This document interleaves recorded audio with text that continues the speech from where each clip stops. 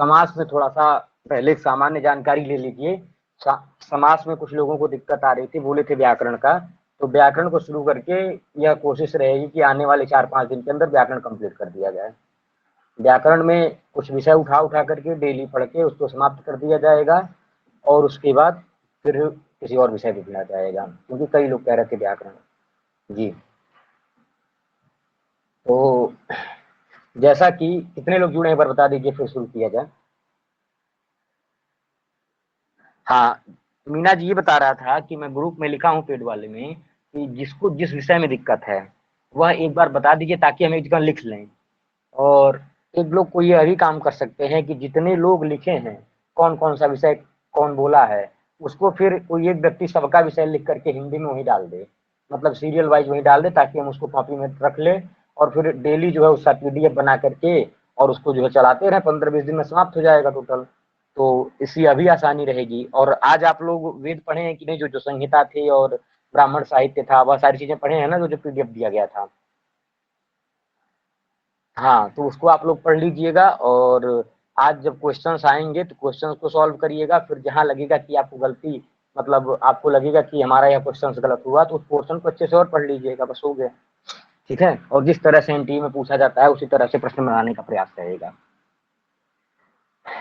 8:30 बजे नैया जी अपलोड करूंगा उसको, रात में 8:30 बजे के करीब उसको अपलोड करूंगा। और बताइएगा कि उसको कितना रखा जाए, समय कितना रखा जाए। रात का टेस्ट 30 मिनट में होगा अंकुर जी। जी, ये जो अभी टारगेट जेआरएफ वाला जो अभी नया शेड्यूल जो आज जिसमें क्लास चल रही है, इसी में वह टेस्ट अपलोड होगा, क्योंकि देखे होंगे कि इसमें टेस्ट का भी ऑप्शन रहता है। तो टेस्ट वाले में उसको अपलोड कर दूंगा और आप लोग जाएंगे 8:30 बजे के करीब, उसको तुरंत ओपन करके टेस्ट देना शुरू करिएगा। 1 घंटे का समय दे देंगे, चाहे 50 क्वेश्चन है 50 मिनट का समय दे देंगे और उस 50 मिनट में आप लोग उसको चुन चुन करके आंसर दीजिएगा। और प्रयास यह करिएगा कि आपको खोल के देखना ना पड़े। थोड़ा सा मतलब ऐसा मनाही नहीं है कि आप बिल्कुल खोल के नहीं देख सकते हैं। आकांक्षा जी उसको 8:30 से कर देते हैं 9:30 तक। 9:30 से क्लास रहेगी ना, मान लीजिए 9 बजे से करेंगे तो फिर रात वाली क्लास लेट होने लगेगी। तो अरे आप आधे घंटे में कर लेंगे, परेशान मत होइए। वो मान लीजिए 60 मिनट का समय रहेगा आपको, तो मान लीजिए तैयारी भी है और उसमें बस सबमिट करना रहेगा, ऐसे टिक करके आगे बढ़ना रहेगा, सेव एंड नेक्स्ट करना रहेगा, जो आपको सही लगे। तो वह 20-25 मिनट में आराम से हो सकता है। तो इसीलिए तो 8:30 से लगभग उसका समय 9:25 डाल दूंगा और आप लोग उसको सबमिट करिएगा। फिर मैं लिस्ट भेजूंगा पेड वाले ग्रुप में कि कौन कितना पाया है और उस हिसाब से आप लोग अपना आकलन कर लीजिएगा। और मान लीजिए कोई प्रश्न बहुत ज्यादा कठिन लग रहा है, तभी पुस्तक का सहारा लीजिएगा, वरना मतलब कोशिश यह करिएगा कि हमको कहीं से देखना ना पड़े और हम खुद जवाब दे दें। तो ये सारी चीजें देखिएगा, ठीक है। मान लीजिए बहुत ज्यादा लगे कि नहीं समझ में आ रहा है, चाहे कुछ इस तरह का, तभी पुस्तक का सहारा लीजिएगा। कहने का मतलब ये है कि कहीं और से नकल मत करिएगा, जिसे खुद से जवाब दीजिएगा उसका। तो पहले हम लोग चलिए, समास की बात है तो कुछ समास के प्रकार हम लोग देख लेते हैं। कि जैसे कि सिद्धांत कौमुदी की अगर बात करें तो सिद्धांत कौमुदी में 4 ही भेद माने जाते हैं, लेकिन हमारे सिलेबस में समास की बात की गई है और लघु सिद्धांत कौमुदी के अनुसार हमको समास पढ़ना है। तो यहाँ पर सीधे जो है, जब समास पढ़ते हैं तो सीधे वरदराज जी कहते हैं क्या, समासा पंचधा, समास 5 प्रकार के होते हैं। तो यहाँ पर देखिए 5 प्रकार के समास है, यही क्रम देख लीजिए। पहला है केवल समास, दूसरा है अव्ययी भाव, तीसरा है तत्पुरुष, चौथा है द्वंद्व। पहला है केवल, दूसरा है अव्यय, तीसरा है तत्पुरुष, चौथा है बहुब्रीहि और पांचवा है द्वंद्व। तो यह 5 समास हो गए। तो जिनमें से अगर बात करें हम लोग केवल समास की, या सामान्य परिचय देखते रहिए, फिर उसके बाद आज हम लोग केवल और अव्ययी भाव को खत्म करेंगे। केवल समास के लिए कहते हैं कि विशेष संज्ञा विनिर्मुक्त केवल समासः प्रथमः, अर्थात विशेष संज्ञा से जो विनिर्मुक्त हो, बिल्कुल हटके हो।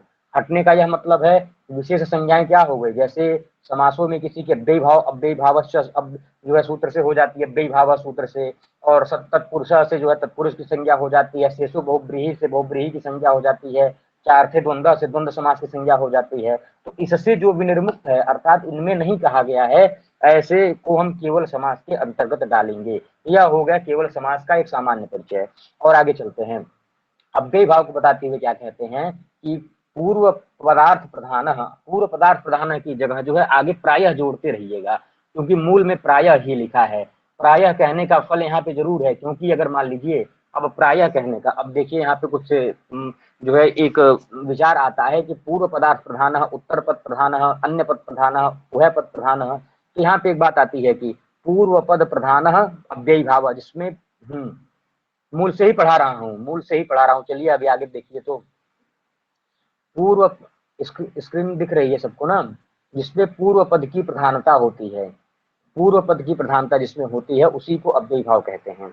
तो पूर्व पद की अगर बात करें तो जैसे कि, और हर जगह प्रायः की अनुवृत्ति, प्रायः जो हर जगह जुड़ा हुआ है। प्रायः कहने का तात्पर्य होता है कि मतलब हर जगह पूर्व पद प्रधान को ही नहीं हम क्या बोलेंगे, अव्ययी भाव बोलेंगे। कहीं कहीं कुछ और प्रधान होता है लेकिन अव्ययी भाव समास होता है। जैसे देखिएगा, अगर प्रायः लिखने का तात्पर्य यह था, देखिए हम सीधे मूल में चलते हैं, रुकिए मूल में ही यह चर्चा करते हैं और इसको देख लीजिए यहाँ पे कि पूर्व पद प्रधान होता है तो उसको अव्ययी भाव कहते हैं, उत्तर पद प्रधान जिसमें होता है उसको तत्पुरुष कहते हैं। बहुब्रीहि की अगर बात करें तो उसमें अन्य पद प्रधान होता है, द्वंद्व में जो है उभय पद प्रधान होता है। अब यहाँ पे देखिएगा कि प्रधान पद वही होता है जिसका क्रियापद के साथ साक्षात संबंध हो। जैसे राज्ञः पुत्र वनम गच्छति, चाहे राजपुत्र है, चाहे राज्ञः पुत्र, राज्ञः पुरुषः वनम गच्छति, ऐसा प्रयोग हो जाए तो यह वनम गच्छति गच्छन क्रिया के साथ साक्षात अन्वय किसका हो रहा है, राज्ञः गच्छति की या फिर पुत्रम गच्छति, पुत्र गच्छति। तो पुत्र का हो रहा है, राजा का पुत्र वन को जाता है, तो राजा का जाता है नहीं, यह साक्षात अन्वय नहीं है, पुत्र जो है वन को जाता है। तो यह सारी चीजें इसमें प्रधान क्या हुआ, तो देखिए राज्ञः पुरुषः, राजपुरुषः, राजा का पुरुष, राजा का पुत्र वन को जाता है। तो यहाँ पे जो पुत्र अर्थात जो उत्तर पद में था उसकी प्रधानता है और इसलिए यहाँ पर लिखा गया है उत्तर पद प्रधान तत्पुरुषः। यह सारी चीजें आती हैं। तो यहाँ पे यह प्रधान आप लोग समझ गए होंगे। आगे चलते हैं थोड़ा सा, और केवल समाज की यह कुछ बात आ गई। लोग ऐड नहीं हुए थे लगता है अभी तक।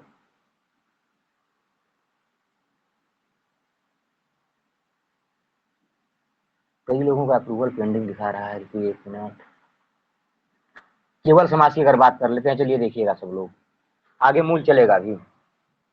जिस समास की अव्ययी भाव आदि कोई भी विशेष संज्ञा नहीं होती वह केवल समास होता है। ये चीज मैं बता दिया हूँ। इस समास का केवल एक सूत्र सहसुपा और एक ही वार्तिक वीर समासो विभक्त लोपश्च है। यही दो सूत्र जो है केवल समास करते हैं, केवल समास संज्ञक होते हैं। किसी भी समर्थ सुबंत का किसी भी समर्थ सुबंत के साथ बिना किसी विशेष विधान के समास करना ही केवल समास होता है। मतलब किसी भी समर्थ सुबंत का बिना किसी विशेष विधान के ही समर्थ सुबंध के साथ जो है समास कर लेना केवल समास कहलाता है। इसके उदाहरण क्या हैं, भूतपूर्व, वागर्थाविव, नैकथा, जीमूतस्यैव, यह सारे कुछ उदाहरण हैं। अब देखिए, अब यहाँ पे अव्ययी भाव, इसको थोड़ा पढ़िएगा, इसको अंतिम में कर देंगे। कुछ यहाँ पे ये है। अब यहाँ चलिए, यह सबको मूल दिख रहा होगा, बताइएगा। वह समास के परिचय थे, सोचा था समास का परिचय देता हूँ तब मूल में चलता हूँ। तो कहिए तो एक बार सारे समाज का परिचय दे दें, एक बार शीघ्रता से दे दें ताकि दिमाग में कुछ बना रहे, फिर उसके बाद मूल में चलते हैं। अव्ययी भाव को देख लीजिए। हाँ, यहाँ पे लिखा हुआ है हिंदी में कि जिस समास का प्रथम शब्द अव्यय या संख्या हो, संख्यावाचक हो। देखिएगा, समास का प्रथम शब्द अव्ययवाचक हो या फिर संख्यावाचक हो, लेकिन एक शर्त है, वो जो संख्यावाचक शब्द है ना, वह नदी और ऋषि से संबंधित होना चाहिए। जैसे पंचगंगम, तो यह जो पंच शब्द एक संख्यावाचक है या गंगा नदी के साथ संबंधित है तो अव्ययी भाव हो जाएगा। जैसे उसके बाद त्रिमुनि, त्रिमुनि, इस तरह से व्याकरण से त्रिमुनि, यह सारी चीजें हैं। द्विमुनि या फिर संख्या वंशेन, भाई इसके जस्ट पहले जब हम लोग नदीभिश्च सूत्र पढ़ते हैं अव्ययी भाव समास में, उसके ऊपर जो है एक संख्या वंशेन, अगर संख्यावाची शब्द मतलब नदी वाचक और ऋषि वाचक शब्द के साथ जुड़े हों तो वहां अव्ययी भाव समझना चाहिए। यह सारी चीजें हैं। और अव्ययी भाव समास होने के बाद क्या हो जाता है, शब्द जो है नपुंसक लिंग हो जाता है। किस सूत्र से, तो अव्ययी भावश्च, दो सूत्र हैं, एक ही सूत्र दो काम करते हैं। अव्ययी भावश्च क्या करता है, यह बोलता है कि अव्ययी भावश्च, यह अव्यय संज्ञा करता है और अयम नपुंसकम स्यात्, उस अव्यय को नपुंसक लिंग में बता देते हैं और जिससे उसका किसी भी व्यक्ति में रूप नहीं चलता है। यह सबको पता होगा। तो रूप कैसे नहीं चलता है, क्योंकि हम लोग अव्यय के बारे में जानते ही हैं कि सदृशम त्रिशुलिंगेषु सर्वासु च विभक्तिषु वचनेषु सर्वेषु यन्नभ्येति तदव्ययम। जो 21 विभक्ति की आप कल्पना कर लीजिए, सु औजस अम औषष्टाभ्याम विस्मयभ्याम बस। जैसे राम रामौ रामा चल रहा है, लेकिन अव्यय जहाँ पे अव्यय भाव समास होगा वहां पे एक ही चलेगा। अधिहरी बना दी है तो हर जगह अधिहरी ही चलेगा, चाहे वह अधिहरी अधिहरी अधिहरी अधिहरी अधिहरी अधिहरी, हर जगह मतलब शुभ से लेकर शुभ पर्यंत तक अधिहरी ही चलेगा। तो यदि अव्ययी भाव समास का पहला शब्द अकारांत हो, लेकिन कुछ शर्तें हैं, देख लीजिएगा, कुछ परिचय देख लेंगे तब ठीक रहेगा। यदि अव्ययी भाव शब्द का शब्द पहला अकारांत होता है तो उसका रूप पंचमी को छोड़ करके सभी जगह जो है उपकृष्णम बनेगा। कैसे, देखिएगा, कृष्ण से एक शब्द है, कृष्ण में अंतिम शब्द क्या है, अकारांत है। अधिहरि में हरि शब्द था, इसमें जो है अंतिम पद ईकारांत था, लेकिन यह कृष्ण जो कृष्ण शब्द है उपकृष्णम वाला, यह क्या होता है, उपकृष्णम कैसे बन जाता है, क्योंकि एक सूत्र आ जाता है नाभ्यई भावात तु अंत पंचम्याः, ये क्या कहता है, अदंतात अव्ययी भावात को न लुप्तस्य पंचमीं बिना अमादेशश्च स्यात्। इस तरह से बता देता है कि अगर अदंत शब्द होगा, मतलब सबके शब्द के अंत में ह्रस्व अ होगा ना, तो वहां पे जो यह अव्याद आप सुबह एक सूत्र लग रहा था, अधिहरी के बाद जो सु विभक्ति की हम कल्पना किए थे, इस सु का जैसे अव्याद आप सुबह लुक कर दे रहा था, उस लोप को बांध करके यह नाभ्यई भावात तु अंत पंचम्याः वह सु के स्थान पे अम कर देता है, और फिर अम पूर्व से पूर्व रूप हो जाता है, तो क्या बन जाता है, फिर उपकृष्णम इत्यादि बन जाता है पंचमी को छोड़ करके। और पंचमी में फिर उसी तरह बन जाएगा कृष्णात कृष्णाभ्याम कृष्णेभ्य बन जाएगा, उपकृष्णात उपकृष्णाभ्याम उपकृष्णेभ्य इत्यादि। अब यह समझ गए होंगे। और यह नित्य समास होता है, और विभक्ति समीप आदि सभी अर्थों में होता है। जानते हैं कि अव्ययम विभक्ति समीप समृद्ध व्यर्थता भावत्या संप्रत शब्द प्रादुर्भाव, तो इतने अर्थों में विभक्ति से लेकर के साकल्यान्त वचन तक जो है इसका अर्थ जाता है। ठीक है, अब आगे चलते हैं। कृष्णस्य समीपम कृष्णम इत्यादि, इसके साथ क्रियापद जोड़ने पर कृष्णस्य समीपम में समीप पद का क्रिया के साथ सीधा अन्वय है। तो यहाँ पे देखिए कृष्णस्य समीपम उपकृष्णम। अब यहाँ पे जैसे शुरू शुरू में एक बात बोली गई थी, प्रायण पूर्व पद प्रधान अव्ययी भाव, जिसमें पूर्व पद की प्रधानता रहे वह अव्ययी भाव होता है। तो कृष्णस्य समीपम मुख्य शब्द क्या है, उपकृष्णम। उपकृष्णम की अगर बात करें तो यह उप जो है पहले है, इसकी प्रधानता कैसे है, तो कृष्णस्य समीपम, यह जो समीप अर्थ है ना, यही गच्छति के ज्यादा नजदीक है, कृष्ण के समीप जाता है।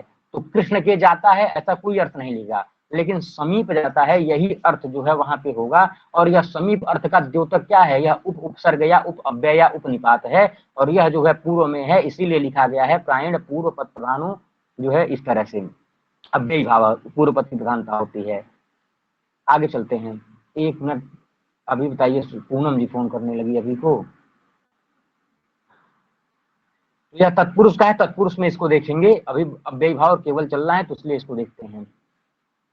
और एक कारिका आ गई कि एक मान लीजिए इसको देखने के लिए कि चकार बहुलो द्वंद्व, जहाँ पे चकार की बहुलता है वह द्वंद्व समास होता है। और सचासो मतलब पीतम चतद अंबरम, तत् भी अस्का ही पर मतलब उसी का ही वाचक है। तो जैसे कृष्ण चासो सर्प कृष्ण सर्प, तो सचासो जहाँ पे सच असौ लिखा रहे वह कर्मधारय समास हो जाता है। और यश ये शाम बहुब्रीही, जहाँ पे यश इत्यादि और ये शाम इत्यादि लिखे रहे, जैसे जो है किस तरह का उदाहरण मान लीजिए कोई कि पीतम चतद अंबरम, तो यह पीताम्बरम हो गया कर्मधारय, पीतम अंबरम यस्य सह पीताम्बर, तो यह यस्य सह जो है अन्य पद की प्रधानता है, वह क्या है, वह बहुब्रीहि है। और शेष तत्पुरुषो मत, जो शेष है वह तत्पुरुष है।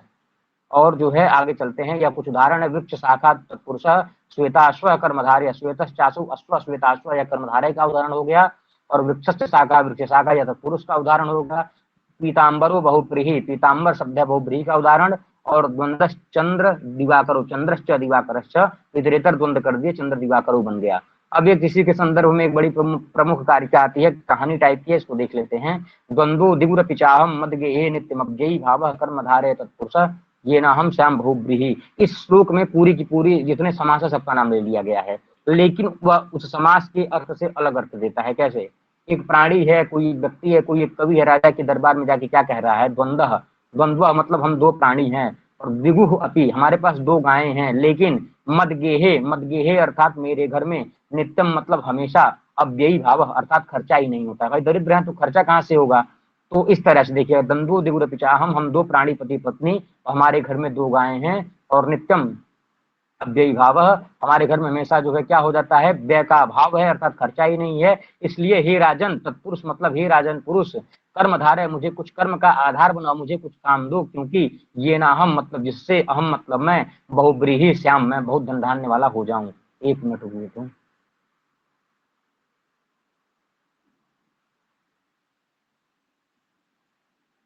हेलो।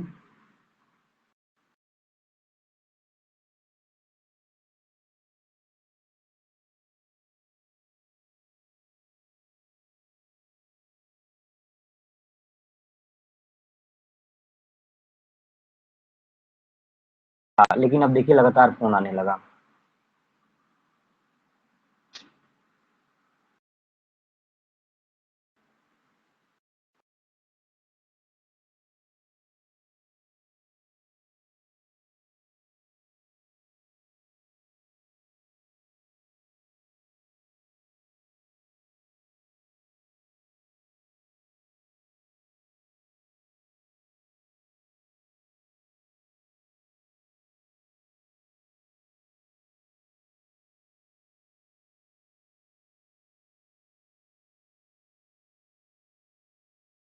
सामान्य परिचय देख लिए, केवल समास क्या है और बाकी जो है अब आगे चलते हैं, मूल पे चलते हैं। केवल और हाँ देखिएगा, सबसे पहले देखिए मूल वृत्तियां टाइप हैं, इसको समझने का प्रयास करिएगा। लिखा है तत्रादौ केवल समासः, देखिएगा हम लोग समझ गए थे ना, तो कहते हैं तत्रादौ केवल समासः, आदौ केवल समासः अस्ति, सर्वप्रथम केवल समास है, 5 समासों में पहला समास केवल समास है। इसको बताते हुए क्या कहते हैं कि समासः पंचधा, समास जो है 5 प्रकार का होता है। और समास किसको कहते हैं, कहते हैं समसनम समासः, अर्थात समर्थ पदों का समस्त हो जाना। जैसे राज्य एक अलग शब्द है और पुरुषः एक अलग शब्द है, दोनों समर्थ हैं, दोनों सुबंत हैं, इन लोगों का मिल करके एक सम्मिलित रूप दे देना राजपुरुषः, यही समास होता है। व्यसनम व्यासः और समसनम समासः, अलग अलग करना व्यास होता है और मिला देना एक ही में समास होता है। और समास की प्रक्रिया व्याकरण में चलेगी ही, क्योंकि व्याकरण में कहते ही हैं कि अर्धमात्रा लाघवेन पुत्रो समम मन्यन्ते वैयाकरणाः। तो समास में क्या था, अगर हम कहने जाएं कि पीतम च तद अंबरम, इतना बड़ा यस्य स, इतना बड़ा जब तक वाक्य बोलेंगे तब तक हम तुरंत जो है पीताम्बर बोलकर निकल जाएंगे। उसी तरह से मान लीजिए कि हरिश्च हरश्च, इतना बड़ा शब्द है, माता च पिता च, इतना जब तक बोलने जाएंगे तब तक पितरऊ हरिहरऊ यह सारी चीजें बोलकर निकल जाएंगे। भाई देखिए लघुकरण की प्रवृत्ति जो है, या भाषा विज्ञान में भी हम लोग जान देखे थे कि ध्वनि परिवर्तन के कारण जो है प्रयत्न लाघव इत्यादि भी आते हैं। और आवाज नहीं आ रही है, आवाज नहीं आ रही है क्या, बताइए तो। हाँ, तो लघुकरण की जो प्रवृत्ति हम लोग भाषा विज्ञान से थोड़ा रिलेट करके चलिएगा, वहां भी था प्रयत्न लाघव से वर्ण परिवर्तन होते हैं, ध्वनि परिवर्तन होता है। और यहाँ भी वही स्थिति है, क्योंकि महाभाष्य के मुख्य 5 प्रयोजनों में लघु एक रक्षा उह आगम लघु असंदेह, लघु को डाला गया है ना, लघुअर्थम चाध्येयम व्याकरणम। तो वह लघुअर्थ मतलब वह लघु इत्यादि चीजें कहाँ से संभव है, जब तक समास इत्यादि नहीं करेंगे। तो वही चीज कहते हैं। अब देखिएगा लिखा है सच विशेष संज्ञा विनिर्मुक्त केवल समास प्रथम। तो इसको मैं वही शुरू में बता रहा था, सच विशेष संज्ञा, विशेष संज्ञा से जो विनिर्मुक्त हो, बिल्कुल हट के हो, वह केवल समास पहला समास होता है। विशेष संज्ञा की अगर बात करें तो मतलब ऐसा कोई शब्द हो जिसको जो है ना तो हम अव्ययी भाव संज्ञा कर दें, अव्ययी भाव सूत्र से तत्पुरुषा से तत्पुरुष संज्ञा ना हो, उसके अधिकार में ना चला जाए, या फिर शेषो बहुब्रीही से वह बहुब्रीही के अधिकार में ना चला जाए, या फिर चार थे द्वंद्व से, मतलब यह सब विशेष संज्ञाएं हैं ना, इन विशेष संज्ञाओं से जो अलग रहेगा उसको ही केवल समास कहते हैं। अब आगे देखिएगा यहाँ पे मूल में क्या कहते हैं कि प्रायेण पूर्व पद पूर्व पदार्थ प्रधानो अव्ययी भाव द्वितीय, जिसमें पूर्व पद की प्रधानता रहेगी, पूर्व पद की जिसमें प्रधानता रहेगी वह अव्ययी भाव होगा। और यहाँ पे क्या कहते हैं, प्रायः, प्रायः अगर न करें तो अतिव्याप्ति और अव्याप्ति दोनों के दोनों दोष संभव हैं। कैसे, अब प्रायः कहने की क्या भाई लक्षण कैसा होना चाहिए, असाधारण धर्मवचन लक्षणम।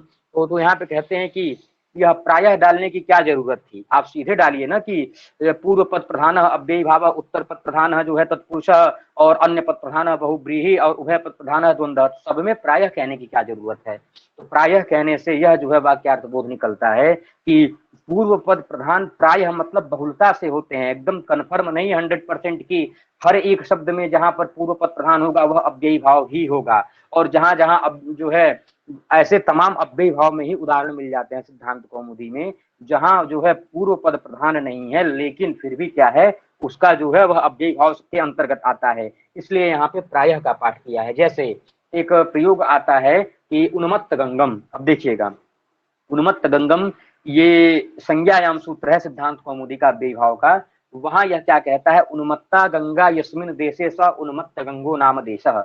तो उन्मत्ता गंगा, जिस देश में जो है गंगा उन्मत्त हो गई है, मतलब बहुत ज्यादा पानी हो गया है, तो वह उन्मत्त नाम का जो है उन्मत्त गंगा जो है उन्मत्त गंगम वह प्रयोग बनता है। अब आप बताइए उन्मत्ता गंगा यस्मिन देशे, अब यहाँ पे यस्मिन देशे से क्या हुआ, यस्मिन देशे से अन्य पद प्रधान है, और हमको लक्षण क्या मिला है कि पूर्व पद प्रधान अव्ययी भाव है, पूर्व पद प्रधान अव्ययी भाव है। तो आप खुद सोचिए कि वहां पे अन्य पद प्रधान है जबकि वह अव्ययी भाव का उदाहरण है, और अव्ययी भाव के लक्षण में यह लिखा था पूर्व पद प्रधान। अगर यहाँ पे प्रायः नहीं डालते तो क्या होता, अतिव्याप्ति कैसे जा रही है, यश ये शाम बहुब्रीही मतलब बहुब्रीही में उसकी अतिव्याप्ति जा रही है। और यहाँ पर पूर्व पद प्रधान है, यहाँ पे अव्ययी भाव में पूर्व पद, इस प्रयोग में पूर्व पद प्रधान ही नहीं है, यहाँ पे अव्याप्ति है। तो अव्याप्ति अतिव्याप्ति दोष से बचने के लिए यहाँ पर जो है प्रायः का पाठ किया गया है। इतना आपको समझ में आया कि नहीं, पर कमेंट करिए तो। प्रायेण पूर्व पदार्थ प्रधानो अव्ययी भाव द्वितीय, बताइएगा एक बार कमेंट कर दीजिए जी, क्लियर है ना। अब आगे चलते हैं। अब देखिए क्या है, प्रायेण उत्तर प्रधान तत्पुरुष तृतीय, उत्तर पद प्रधान जिसमें होता है वह तृतीय क्या हो जाता है, उत्तर पद प्रधान जिसमें होता है वह जो है क्या हो जाता है, तत्पुरुष समास है। तो यहाँ भी प्रायः का पाठ किस लिए है, क्योंकि कहीं कहीं तत्पुरुष समास में ही, तत्पुरुष समास के ही ऐसे उदाहरण आपको मिलेंगे जिसमें उत्तर पद प्रधान नहीं रहेगा, लेकिन आपको तत्पुरुष करना है और वही स्थिति फिर से आ जाएगी, दंता नाम राजान राजदंता।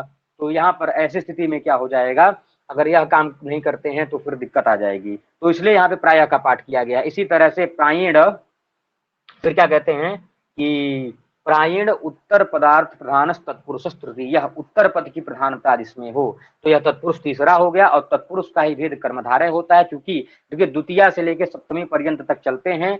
और उसके बाद, एक मिनट थोड़ा सा रुकिएगा, आपको किसका फोन आ रहा है।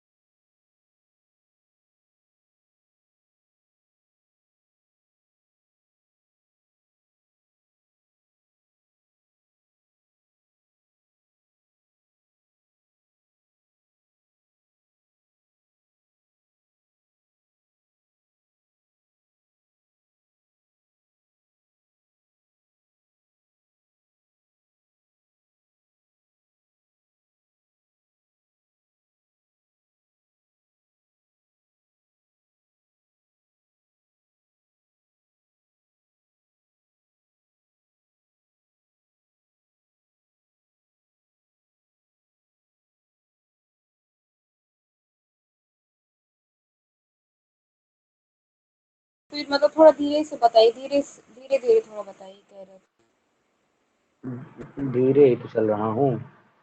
तो यह इतना समझ में आया कि नहीं। अब देखिए जहाँ पे तो वह कुछ हम लोग देख रहे थे कि प्रायः का पाठ क्यों किया गया है। तो प्रायः कहने का क्या मतलब था कि अव्यय भाव में ही कुछ ऐसे उदाहरण आपको मिल जाएंगे जहाँ पे पूर्व पद प्रधान नहीं रहेगा, लेकिन आपको अव्यय भाव करना है। अगर हम प्रायः ने हटा देंगे तब तो भाई जैसे उन्मत्ता गंगा यस्मिन देशे, यस्मिन देशे से क्या बहुब्रीहि द्योतित हो रहा है, लेकिन उसको अव्यय भाव में हम पाठ करते हैं। तो इस तरह ऐसी स्थिति के कारण जो है प्रायः का ग्रहण किया गया है। इसी तरह से क्या कह दिए, तत्पुरुष भेद कर्मधारय, तत्पुरुष का ही भेद कर्मधारय होता है, क्योंकि द्वितीया से लेकर सप्तमी तक कृष्णम श्रुता कृष्णस्त्रता से लेकर के अक्षेत सौंड अक्त सौंड, मतलब द्वितीया से सप्तमी पर्यंत तक वह तो तत्पुरुष हो जाता है, लेकिन जो प्रथमांत होते हैं ना, समानाधिकरण हो जाते हैं, तत्पुरुष समानाधिकरण भेद कर्मधारय, तो वह कर्मधारय में आ जाता है। और उसी कर्मधारय में अगर पहला शब्द संख्यावाचक हो गया तो वह द्विगु हो जाता है। तो यह जो थोड़ा सा जो है उसमें अंतर आता है, वह तत्पुरुष के ही भेद आते हैं।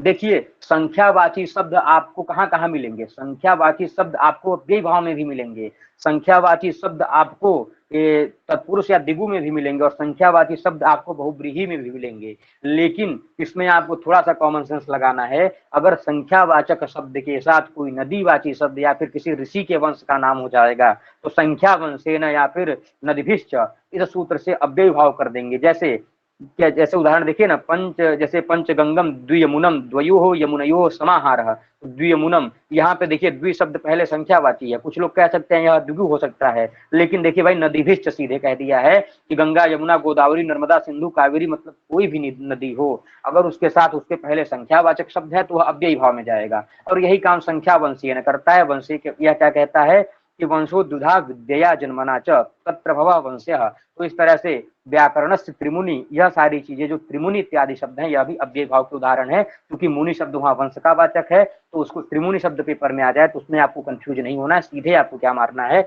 अव्यय भाव है। और इसी तरह से त्रिमूर्धा द्विमूर्धा शब्द आते हैं तो वहां पर उसका वाक्यार्थ बोध देखना पड़ेगा कि इसका पद कौन सा प्रधान जा रहा है। तो द्वे मूर्धनी यस्य, तो वहां द्विमूर्धा मतलब अन्य पद प्रधान बताया जा रहा है, इसी तरह से त्रिमूर्धा में बताया जा रहा है। तो यह सब में अंतर होते हैं। बाकी संख्यावाची उदाहरण तो आपको तीनों में मिलेंगे, लेकिन बहुलतया तत्पुरुष में मिलते हैं, लेकिन क्वचित कहीं कहीं जो है अव्ययी भाव में भी मिलते हैं, कहीं कहीं जो है बहुब्रीहि में भी मिलते हैं। अब आगे कहते हैं कि प्रायेण अन्य अन्य पद पदार्थ प्रधान बहुब्रीहि चतुर्थ। अब बताइएगा, प्रायण मतलब प्रायः जो है अन्य पद की जहाँ पे प्रधानता होती है वहां पे जो है बहुब्रीहि समास होता है। प्रायः कहने का आवश्यकता फिर सिर्फ वही फिर से आ गया कि अव्याप्ति और अतिव्याप्ति दोष ना हो जाए, इसलिए हम भाई सटीक जो है नहीं बनाएंगे, अन्य पद प्रधान अन्य बना देंगे। तो बहुब्रीही समास के कुछ ऐसे उदाहरण हैं जो अन्य पद प्रधान न होते हुए भी वह जो है क्या हो जाते हैं, बहुब्रीही के अंतर्गत आते हैं। जैसे केशा केशी शब्द ले लीजिए, उपदशा में ले लीजिए, संख्या व्यास अन्ना दूराधिक संख्या संख्येय उपदशा, यह जो है यहाँ पर अव्ययी भाव तो लगता है, उप उपसर्ग है भाई, देखिए उप अव्यय है, लगेगा अव्ययी भाव, लेकिन यह कैसा है, उपदशा, दशा नाम समीपे ये संत उपदशा। तो ऐसी स्थिति में, और केशा केशी, केशा केशी का क्या प्रयोग है, केशेषु प्रहृत्य इदम युद्धम प्रवृत्तम केशा केशी। यहाँ पे कहीं से आपको इस प्रयोग में लगा, इस विग्रह में आपको लगा कि अन्य पद प्रधान जा रहा है, नहीं, लेकिन उदाहरण है भाई बहुब्रीही का, तो इसलिए यहाँ पर प्रायः का कथन किया गया। और यही बात कहते हैं कि प्रायेण उभय पदार्थ प्रधानो द्वंद्व पंचमः। तो द्वंद्व समास की भी वही बात बताते हैं कि द्वंद्व समास में भी उभय पद प्रधान, प्रायः जो है द्वंद्व समास में भी ऐसे उदाहरण सिद्धांत कौमुदी में देखे गए हैं जहाँ पे दोनों पद प्रधान न होते हुए भी वह द्वंद्व के श्रेणी में आ गया है, इसलिए यहाँ पे हर जगह प्रायः का कथन किया गया है। प्रायः का कथन न करने से अव्याप्ति या अतिव्याप्ति दोष जा रहा था, उससे उस दोषों से ग्रसित न हो, इसलिए प्रायः का पाठ किया गया। इतना सबको समझ में आ गया होगा, और बताइए तो आधिक्येन विपदेशा भवन्ति, इस नियम के अनुसार बताइए इतना समझ में आया कि नहीं जी। अब आगे चलते हैं। अब अगला सूत्र आ गया समर्था पद विधि। यह क्या कहेगा भाई, देखिएगा समर्था पद विधि, अगर इस सूत्र की बात करेंगे तो यह क्या कहेगा, पद संबंधी यो विधि स समर्था श्रुतोबोध्य। इसका सामान्य सिर्फ अर्थ यही है कि पद संबंधी विधान समर्थ पदों के ही आश्रित रहता है। इसको देखेंगे तो इसका पूरा अर्थ क्या है, पद संबंधी विधि क्या हो सकती है, पद संबंधी विधि अर्थात जैसे राज्ञ पुरुष दो अलग अलग पद हैं, पद संबंधी जो विधि की जा रही है, जो समास किया जा रहा है, वह समर्थ के आश्रित होता है, अर्थात दोनों में सामर्थ्य होना चाहिए। सुबंत का सुबंत से, सुबंत का तिंगन से, मतलब किसी भी दो पद में परस्पर जब तक संबंध नहीं होगा तब तक वह जो है वह समास नहीं बन सकते। और समास में इसलिए कहा गया है कि पद संबंधी यो विधि समर्था श्रुतो बोध्य, पदम उद्दिश्य विधीयमान समास संज्ञादि पद विधि समर्थस्य परस्पर अन्वितार्थस्य आश्रितो भवति, अर्थात समाश्रयस्यैव भवति, वह समस्त समर्थ के ही आश्रित रहती है। भाई देखिए राज्ञ और पुरुषा दोनों समर्थ पद आपस में समास कर लिए, राजपुरुषा बन लिए। अब आगे क्या कहते हैं, प्राक कडारात समास, यह देखिए एक अधिकार सूत्र है। प्राक मतलब पहले, कडारा कर्मधारे एक सूत्र है। तो यह क्या कहता है, कडारा इत्यतः, नहीं नीलेश भैया, वह संख्या वंशेन सूत्र तो है, लेकिन संख्या वंशेन आपको मिलेगा सिद्धांत कौमुदी में, लेकिन नदीवाचक शब्द तो लघु सिद्धांत में है, आगे आएगा ही नदीभिश्च, नदीभि स संख्या समस्यते समाहारे चाय मिश्यते पंचगंगम द्वियमुनम, यह सारी चीजें हैं। समर्थ नहीं जानते हैं, समर्थता होनी चाहिए पदों में, पदों में क्या होना चाहिए, समर्थता होनी चाहिए। ऐसा नहीं है कि कोई एक समर्थ को आप समझने के लिए पहले यह समझिए कि पद संबंधी जो विधियां हैं वह सुबंत के साथ जुड़ी हुई हों। ऐसा नहीं है कि केवल धातु ला करके भू धातु धातु रख दिए, हाँ, वह समर्थ होना चाहिए, यह सारी चीजें हैं। अब आगे चलते हैं कि प्राक कडारा समास, यह क्या कहता है कि कडारा कर्मधारय इत्यतः प्राक समास इत्यादि क्रियते।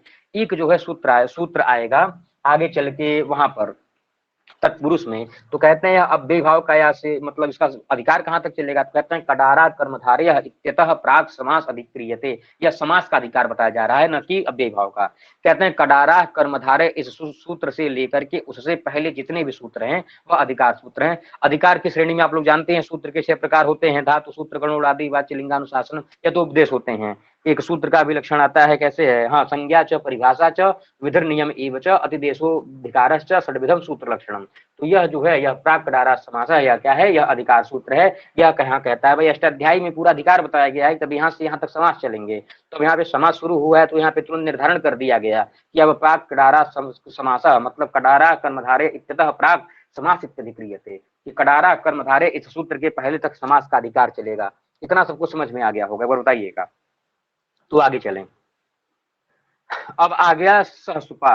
सहसुपा शब्द क्या कहता है, कहते हैं कि सुप सुपा सहवा समस्यते, सुप मतलब सुबंत का, सुपा मतलब सुबंतेन सह, वा समस्यते विकल्प से समास होता है, मतलब सुबंतस्य सुबंतेन सह वा समस्यते, इसका पूरा वाक्यार्थ बोध निकल जाएगा कि सुबंत का सुबंत के साथ विकल्प से समास होता है। यद्यपि इस सूत्र को जब आप यहाँ पे तो लघु सिद्धांत कौमुदीकार वरदराज जी कहते हैं कि सुबंत का सुबंत के साथ, लेकिन यही चीज आप जब सिद्धांत कौमुदी में पढ़ेंगे तो वहां पर तुरंत कह देंगे कि भाई सह इति योग विभागा कर्तव्य, सह का योग विभाग करना चाहिए, क्योंकि सुबंत का सुबंत के साथ हमको सुबंत का सुबंत के साथ समास करने के साथ साथ हमको भाई सुबंत का तिङंत के भी साथ अपेक्षित है, क्योंकि तिङंत भी समर्थ होते हैं, सुबंत भी समर्थ होते हैं। अगर योग विभाग कर देने से क्या हो जाएगा, सुबंत का समर्थ सुबंत के साथ यह समास निकल ही जाएगा, और उसी का मतलब सुबंतेन सह मतलब समर्थ सुबंतेन सह समस्तते, समर्थ सुबंत के साथ समास होता है। और सह का सह को मतलब योग विभाग क्या होता है, सुपा को अलग कर देना, सह को अलग कर देना,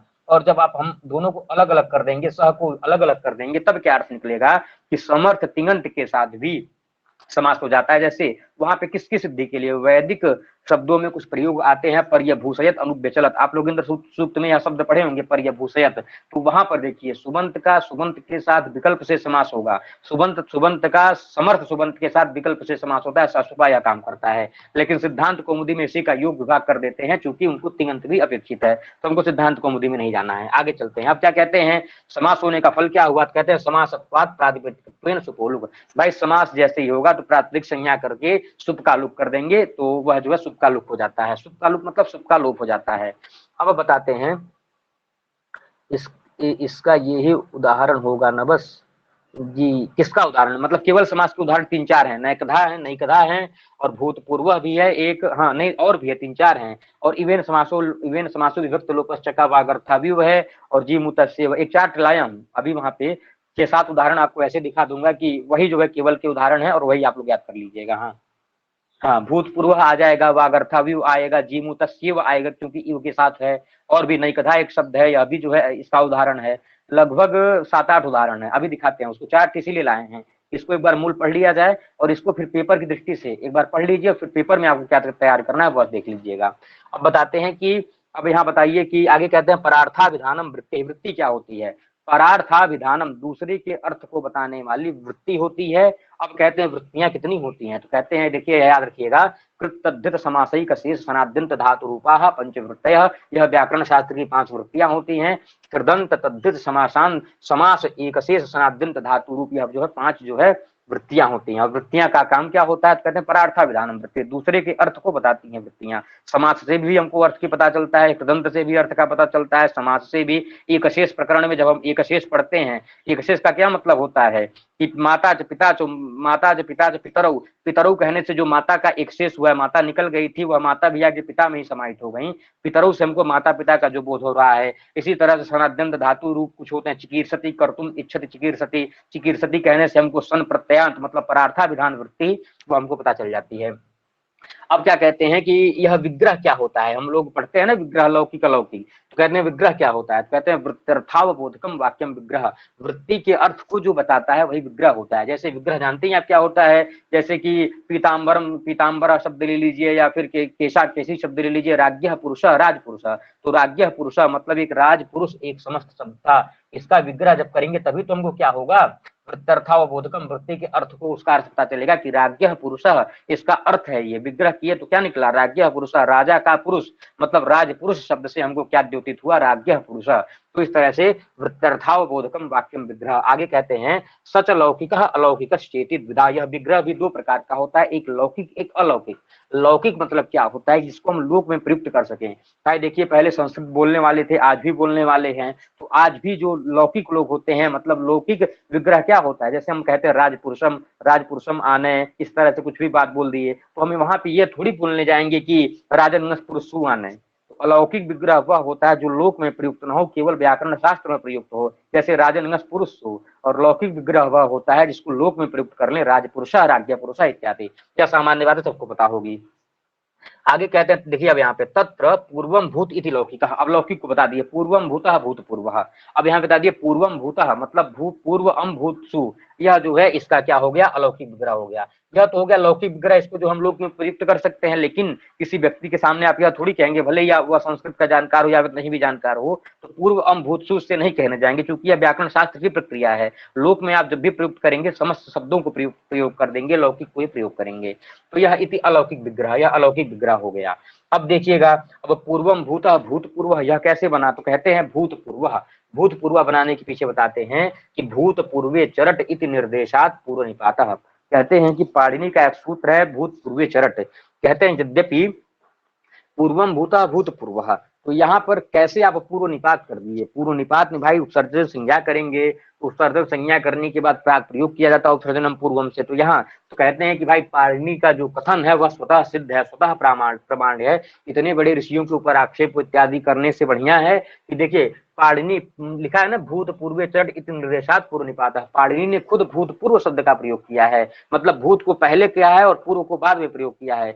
तो यही सूत्र व्यर्थ होकर ज्ञापित करता है कि भूत पहले आएगा, क्योंकि अकृत विवाह पाणिनि, यहाँ पाणिनि की कोई विकृति जो है मतलब ऐसे बेकार नहीं है, व्यर्थ नहीं है, और उसके पीछे कोई ना कोई सोच है। इसलिए यहाँ पे भूत पूर्व अम भूत सु, पूर्व भूत को हम भूतपूर्व कह देंगे, इससे यहाँ पे पूर्व निपात हो गया।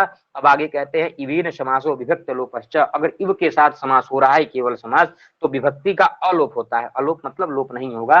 तो वागर्थो इव वागर्थाविव, वागर्थो की अगर बात करें तो वाक्च अर्थश्च वागर्थो इतरेतर द्वंद्व हुआ। फिर वहां पे क्या था, इवेन समास है, इव के साथ अगर समास हो गया तो क्या हो जाएगा, विभक्ति का अलोप हो जाएगा। वैसे क्या था, सुपो धातु प्रातिपदिकयो, एक सूत्र क्या कर रहा था कि विभक्ति का लोप कर रहा था, मतलब वागर्थो इव में जो यहाँ पर वाक्च अर्थश्च वागर्थो में जो सु औ विभक्ति एक आई है, औ या जो है आउट आया है, जो भी मान लीजिए प्रथमा द्वितीय कुछ भी मानिए, औ या आउट आया है, उसको तो सुपो धातु प्रातिपदिकयो से लोप मानना था। लेकिन यहाँ पे यह सूत्र क्या कह देता है कि नहीं भाई, अगर यहाँ एक केवल समास में एक विशेष विधान दे दिया जाता है कि अगर इव के साथ समास होगा तो ऐसी स्थिति में क्या हो जाएगा, उसका लोप जो है नहीं होगा। तो वागर्थो इव में वही जो है इव के साथ समास हो जाता है, वागर्थो का जो औ विभक्ति है उसका लोप नहीं होता है। और वागर्थो प्लस इव में जब हम लोग कौन सा सूत्र प्रयुक्त होगा यह भी बता दीजिए, वागर्थाव्यू बनाने के लिए कौन सा, वागर्थो या शब्द बना लिए और प्लस आगे इव कर दे रहे हैं, तो कौन सा सूत्र लगेगा आगे, अब सब संधि करने के लिए तुरंत जो है एचो यवा या वह लग जाता है और वागर्थाव्यू बना देता है। ठीक है, अब आगे चलते हैं। तो इतना समझ में आया कि नहीं आया आप लोगों को, बताइएगा। अब आगे चलते हैं। अब इसके कुछ उदाहरण हैं, हम अंतिम में दिखा देंगे कि जेमु तस्वेव वागर्थौ वागर्थाविव नैकधा भूतपूर्व, ऐसे तमाम शब्द हैं जिसको आप लोग देख लीजिएगा उदाहरण। कुल मिला के 6-7 ऐसे उदाहरण हैं। नैकधा इत्यादि कभी कभी जो है तो कुछ और लगने लगता है, तो उसको आप देख लीजिएगा, तो फिर आपका मतलब यह केवल समास का प्रकरण समाप्त हो जाएगा। अब चलते हैं अव्ययी भाव समास पे। अब अव्ययी भाव क्या कहता है, कहता है अव्ययी भाव, यह सूत्र है अव्ययी भाव। यह क्या कहता है, यह अधिकार सूत्र है। क्योंकि अधिकार सूत्र का कोई काम नहीं रहता है, वह अधिकार बता करके शांत बैठ जाते हैं, भाई हमारा अधिकार यहाँ तक है।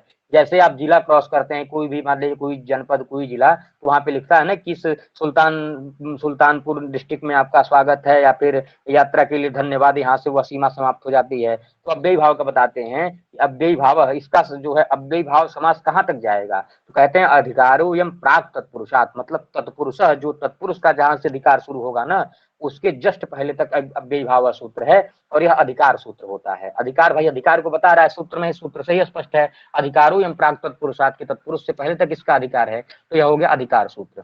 अब देखिएगा यहाँ पे अव्ययी भाव संज्ञा, देखिएगा अब देखिए यहाँ पर एक बहुत ही महत्वपूर्ण सूत्र है, और इसके सारे अर्थ जो है इसको थोड़ा सा ध्यान रखिए, और इसको अब देखते हैं यह क्या कहता है। यह अव्ययी भाव समास करने का यही सूत्र है, यह अधिकार सूत्र हो गया। अब आगे कहते हैं कि अव्ययम विभक्ति समीप समृद्धि विद्यर्था भावात्या संप्रति शब्द प्रादुर्भाव पश्चात यथानुपूर्व योग पद्य सादृश्य संपत्ति साकल्यांत वचनेषु। अब यहाँ पे क्या कहते हैं देखिएगा, अव्ययम अर्थात जो है अधिकार सूत्र अधिकार बताकर चुप हो जाता है और विधि सूत्र विधान करता है। देखिए यह क्या कह रहा है, जो यह दूसरा सूत्र है अव्ययम विभक्ति, यह क्या कह रहा है, सुबंतेन सह नित्यम समस्तते सो अव्ययी भाव, यहाँ पे नित्य समास कर रहा है, और यह कुछ नहीं कर रहा है, बस अधिकार बता रहा है। संज्ञा सूत्र और अधिकार सूत्र या दोनों सूत्र केवल अपना अपना काम बताकर शांत हो जाते हैं। विधि सूत्र विधान करते हैं, जैसे आद गुण अधीन गुण, बस गुण संज्ञा बता दिया, अकार इकार और उकार की गुण संज्ञा हो जाएगी। लेकिन आद गुण जो है उसी गुण को करने में प्रवृत्त होता है, तो वह काम जो काम करता है वह विधि सूत्र होता है। जो कुछ नहीं करता है, जो बस अपना अधिकार या अपनी संज्ञा बता के बैठ जाता है, वह अधिकार सूत्र, वो अधिकार या संज्ञा सूत्र होता है। ठीक है, ये याद रखिएगा।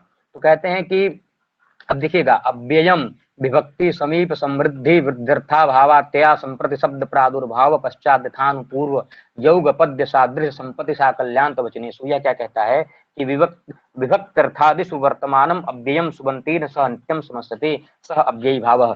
तो विभक्त्यर्थादिषु आदि से क्या ग्रहण कर लेंगे कि विभक्ति समीप समृद्धि वृद्धि अर्थाभाव अत्यय संप्रति असंप्रति शब्द प्रादुर्भाव पश्चात यथानुपूर्व योग पद्य सादृश संपत्ति साकल्यान्त वचनेषु। कहते हैं इतने अर्थों में, कहते हैं विभक्त्यर्थादिषु वर्तमानम अव्ययम, जो वर्तमान कालिक अव्यय हैं। भाई कुछ अव्यय आएंगे जो इतने अर्थ बताएंगे, यद्यपि अधि एक उपसर्ग है, इसके जो है 20 से 21 जो है अर्थ है, लेकिन यहाँ पर अधि उपसर्ग जो विभक्ति का वाचक होगा, उप जो है समीप का वाचक होगा, मतलब कोई भी उपसर्ग इतने अर्थों को अगर वाचन कर देता है, उसका वाचक हो जाता है।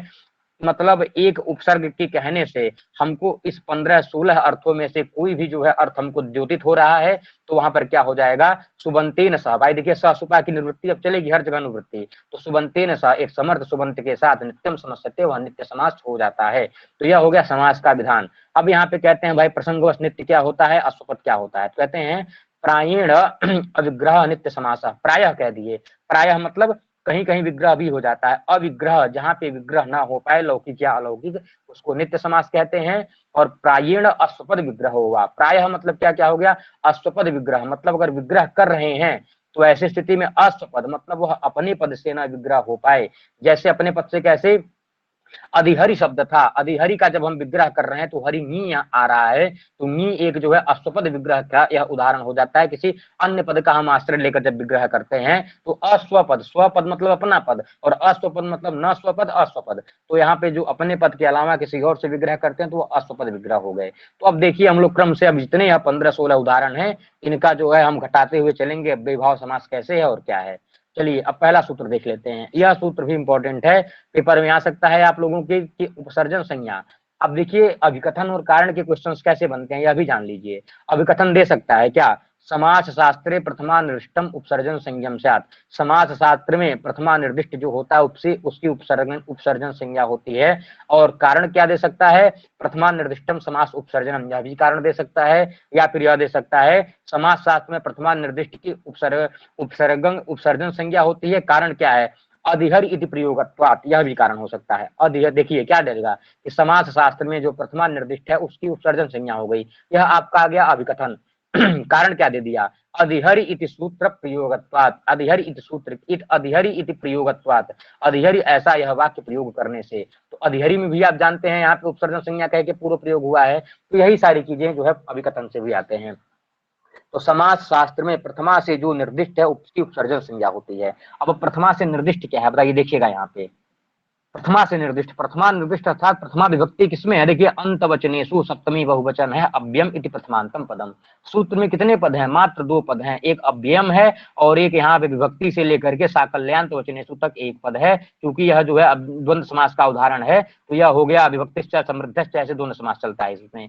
तो अंतवचनेषु यह क्या हो गया, यह हो गया सप्तम्यंत, और अव्ययम इति प्रथमांतम पदम, तो जो प्रथमांत पद होता है उसकी उस उपसर्जन संज्ञा हो जाती है। तो अब देखिएगा, अब इतने अर्थों को बताने के लिए जितने उपसर्जन आएंगे, जितने ये उपसर्ग आएंगे ना, वह सब प्रथमांत मिलेंगे, क्योंकि अव्ययम को यहाँ प्रथमांत कह दिया गया है। और सब जितने उपसर्ग होंगे सब उपसर्जन संज्ञक होंगे, और उपसर्जन का फल क्या मिलेगा कि वह पहले आ जाएंगे कूद करके। अब देखिएगा, तो समास शास्त्र में प्रथमा निर्दिष्टम, प्रथमा से जिसको निर्दिष्ट किया गया है, प्रथमा अर्थात प्रथमा विभक्ति है, प्रथमा विभक्ति से प्रथमा विभक्ति जिसको निर्दिष्ट किया गया है उसकी उपसर्जन संज्ञा होती है। अब कहते हैं उपसर्जन का फल क्या हुआ, तो कहते हैं उपसर्जनम पूर्वम। यह क्या कहता है, समासे अर्थात समास में उपसर्जनम जो उपसर्जन संज्ञक हो गया है उसका प्राक प्रयोज्यम, वह जो है पीछे से आगे आ जाएगा, मतलब सर्वप्रथम पहले स्थान पे वह रखा जाएगा। इत्यधेः प्राक प्रयोग, इसलिए अधि है, मतलब यहाँ पे जो अधि है ना इसका प्राक प्रयोग है। यहाँ पे जो देखिए अधि यहाँ पीछे था, जबकि यहाँ पे अधि पीछे था, लेकिन यहाँ पीछे से आगे क्यों आ गया? चूंकि यह क्या है? प्रथमांत निर्दिष्ट है। प्रथमांत निर्दिष्ट क्यों है? क्योंकि अधि एक अव्यय है और सूत्र में जो यह अव्यय शब्द पढ़ा गया है, यह प्रथमांत है, उसकी उस अधि की उपसर्जन संज्ञा हो रही है और यह पीछे से उपसर्जन संज्ञक जैसे ही हुआ, उपसर्जनम पूर्वम से क्या हो गया? फल इसका कि वह पहले आ गया और अधि पहले आ जाता है। तो इत्यधेः प्राक प्रयोग, अधि का प्राक प्रयोग हो गया। सुपो लुक, सुप का लुक हो जाता है।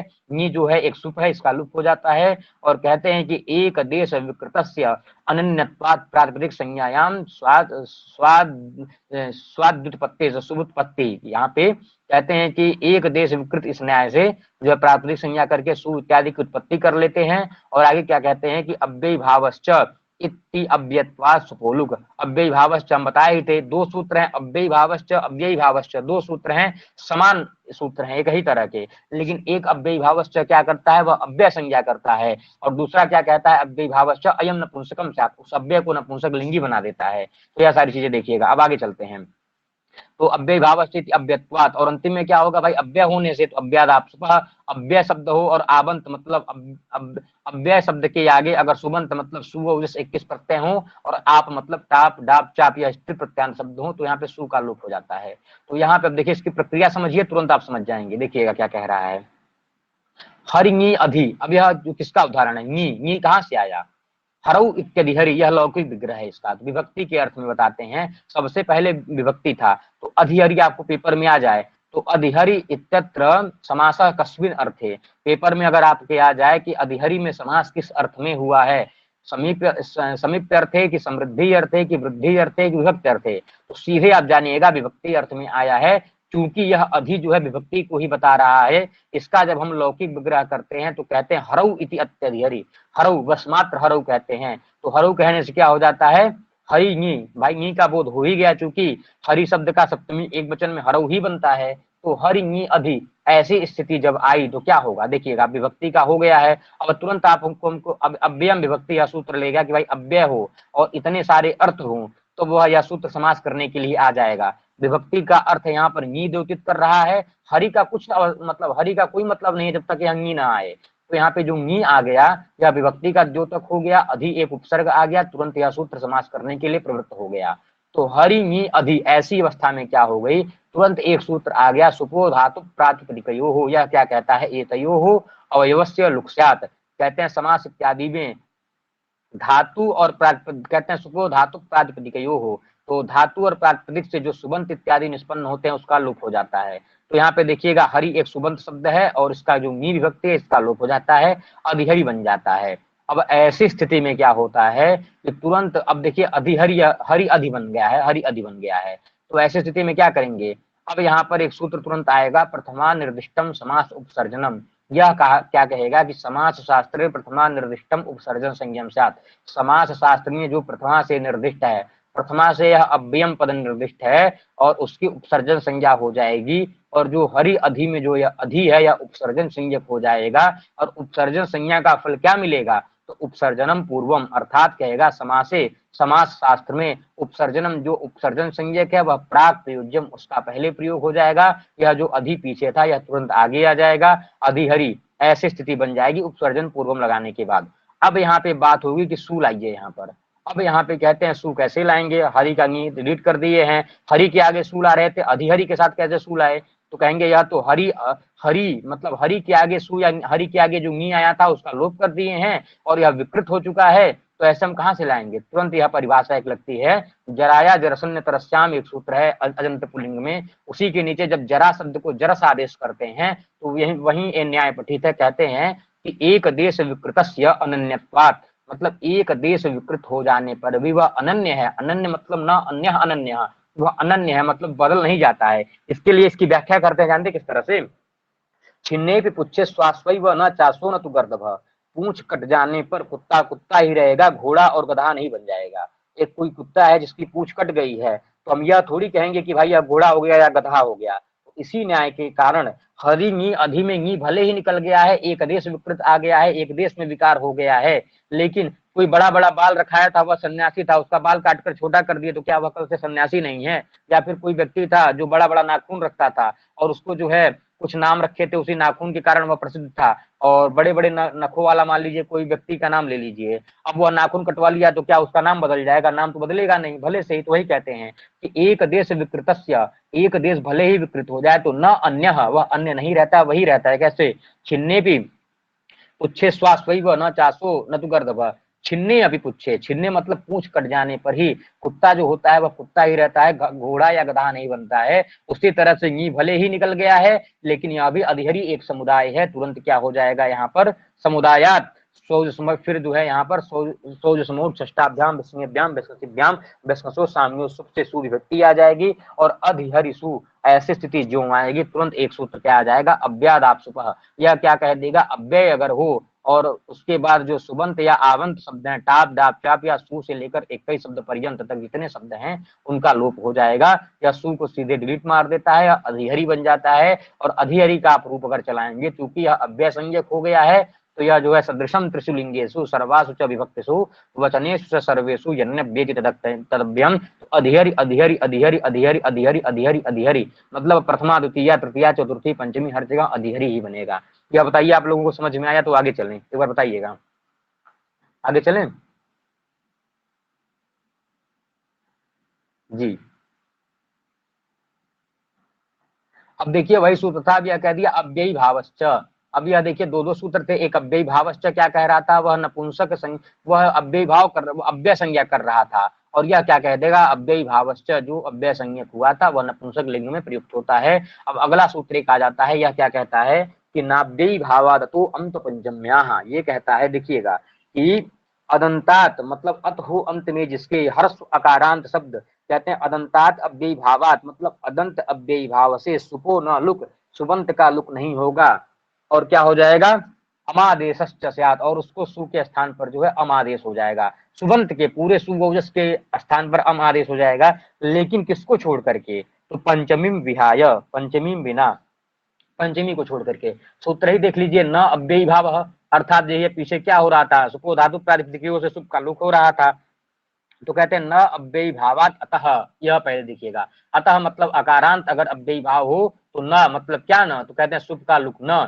कहते हैं अंतु अपंचम्याः, उस सु को क्या, उस सुप को क्या हो जाएगा? अम होगा, अम तु, लेकिन कब? अपंचम्याः, लेकिन पंचमी से भिन्न नहीं होना चाहिए, अर्थात पंचमी में जैसे रूप चलता है वैसे ही चलेगा। तो अब यहाँ पर देखिएगा गाह पातीति गोपाः तस्मिन् इत्यादि गोपम। अब यहाँ पे देखिएगा इत्यादि गोपम, गाह पातीति गोपाः इत्यादि गोपम, अधि उपसर्ग। अब देखिए यह भी पूछ सकता है अधिगोपम में यहाँ पर किस अर्थ में अव्ययी भाव समास हुआ है? तो अधिगोप नी आ गया ना, नी आ गया, तस्मिन लिखा है ना, तस्मिन इत्यादि गोपम, तो नी यह भी विभक्त अर्थ का उदाहरण है। दो उदाहरण आप लोग याद कर लीजिएगा कि अगर पेपर में मान लीजिए आ जाए अधिहरि या अधिगोपम या अधिगोपेन या फिर अधिगोपात, कुछ भी आ जाए अधिगोपे, तो यहाँ पर अगर अधिगोपम अधिगोपेन अधिगोपे, यहाँ पे किस अर्थ में अव्ययी भाव समास हुआ है? तो तस्मिन इति लिखा है ना, तस्मिन नित्यधिगोपम, तो वह भी विभक्त अर्थ का उदाहरण है। अब इसके बाद आएंगे वहां के उदाहरण, समीप समृद्धि इत्यादि के चलेंगे। तो अब इसको देखते हैं, अब इसको प्रयोग सिद्ध करते हैं। गोपा, गोप शब्द के बाद मी आया, मी के बाद जो है अधि लग गया, यह सबको पता होगा। गोपा लाइए चाहे गोप लाइए, तो कहते हैं कि गोपा नी अधि या गोप नी अधि, ऐसी स्थिति में फिर क्या होगा? तो कहते हैं कि अव्यम विभक्ति, यहाँ के विभक्ति अर्थ नी द्योतित कर रहा है, तुरंत समास कर देगा। अब नी का जैसे ही आ गया तुरंत यह सूत्र क्या आ जाएगा? सुपो धातु प्रातिपदिकयो हो, फिर यह अपना काम कर देगा, नी का लोप कर देगा, गोप अधि बन जाएगा। फिर तुरंत क्या है? प्रथमा निर्दिष्ट यह अधि उपसर्ग है, इसकी उपसर्जन संज्ञा हो जाएगी और उपसर्जनम पूर्वम से प्राक प्रयोग हो जाएगा, अधिगोप यह शब्द बन जाएगा। अब फिर एक देश विकृत अनन्यवत, इस न्याय से फिर जो है समुदायात शुभोत्पत्ति, सुख की उत्पत्ति हो जाएगी सौ समूह से, क्योंकि अधिगोपम बनाना है तुमको सु की आवश्यकता है, सु आ जाएगा। तो यहाँ पर अब क्या होगा? तुरंत यह सूत्र लगने आ जाएगा, कौन सा? अधिगोप सु, जब ऐसी स्थिति बनेगी, अधिहरि सु, अधिहरि नहीं, एक मिनट, अधिगोप। अब देखिए यहाँ पे तीसरी लाइन याद रखिएगा, अधिगोप सु जैसे यह प्रयोग बनेगा तुरंत वह सूत्र पीछे वाला कूद कर आएगा, क्या कहेगा? अव्याद आप सुपह। वह क्या कहेगा कि भाई देखिए अव्ययवाचक के साथ अगर सुबंत या ताप डाप चाप पढ़ते हैं तो हम तो लोप करेंगे, तो यहाँ पे सु का लोप प्राप्ति हो जाएगा, सु के लोप की प्राप्ति होगी। जैसे अधिहरि में सु आया था तो सु का लोप हो गया था ना, उसी तरह से अधिगोप में भी जो सु आया इसका लोप प्राप्त है, तुरंत यह सूत्र क्या कह देगा, नाभ्य भावादतु अंत पंचम्याः, यही इसका प्रयोजन है और यही इसका अर्थ कटेगा। यह क्या कह देगा, अदंतात अव्ययी भावात। अब यहाँ पे ध्यान दीजिएगा, यह मान लीजिए गोपा शब्द मानेंगे, अगर मान लीजिए गोप शब्द या गोपा शब्द मानेंगे तब भी कोई दिक्कत नहीं है, क्योंकि गोपा शब्द को हम गो स्त्रियों सर्जनस्य से हर्ष कर देंगे, गोपा स्त्रीवाचक है तो उसको हम लास्ट में गोप बना ही लेंगे, चाहे गोपा हो चाहे गोप हो, क्योंकि उसको गोस्त्रियों सर्जनस्य हर्ष कर लेंगे स्त्रीवाचक गोपा शब्द मान करके, तो अधिगोप बन गया। अब यहाँ पे क्योंकि हर्ष ही चाहिए, आ नहीं चाहिए, केवल हर्ष हुआ चाहिए। अब देखिए यहाँ पे क्या कहते हैं, अदंतात अव्ययी भावात। अब देखिएगा, अधिगोप एक शब्द है, अधि अव्यय के साथ समस्त हो चुका है अव्यय विभक्ति से, तो यह अव्यय भाव हो ही गया, यह किसी के पास संदेह नहीं है। और अदंत कैसे है, तो देखिएगा गोप में प में अ है, सबको दिख रहा होगा, तो अधिगोप एक अदंत शब्द हो गया। अब यह क्या कहेगा, सुपो न लुक, इसके आगे यह जो सुप था यह सु है, इसको लुक नहीं होगा, किस सूत्र से, सुपो धातु प्रातिपदिकयो से, यह क्या हो जाएगा, सु को क्या हो जाएगा, यह जो सुपो न लुक उसको अमादेश, उसको अम का आदेश हो जाएगा और सु को अम हो जाएगा। फिर क्या बनेगा, जब सु को अम कौन सा सूत्र किया, नाभ्य भावादतु अंत पंचम्याः, यह तुरंत कहेगा अकारांत अव्ययी भाव हो तो सु का लोप नहीं होगा, सु को अम हो जाएगा पंचमी को छोड़ करके। अब जैसे ही सु को अम होगा तो तुरंत यहाँ पर अका सवर्ण दीर्घ, भाई देखिए दोनों तरफ है, अधिगोपाम बनाने के लिए कूद पड़ेंगे, तुरंत कहेगा नहीं भाई अब अमी पूर्व अकुम्य पूर्व रूप में एकादेश साथ, अगर अम परे हो तो पूर्व रूप एकादेश हो जाएगा। तो दोनों जो मतलब प में जो अ है और अम का जो अ है दोनों मिलकर के पूर्व रूप, पहले का जो अ है दोनों अ के स्थान पर जो पहले वाला अ था यही शेष बचेगा और तुरंत हम अधिगोपम की सिद्धि कर लेंगे। बताइए यह समझ में आया कि नहीं, अधिगोपम एक बार बताइएगा। नाभ्य भावादतु अंत पंचम्याः, यह समझ में आया कि नहीं, अधिगोपम समझ में आया कि नहीं, सब लोग कमेंट कर दें एक बार। हाँ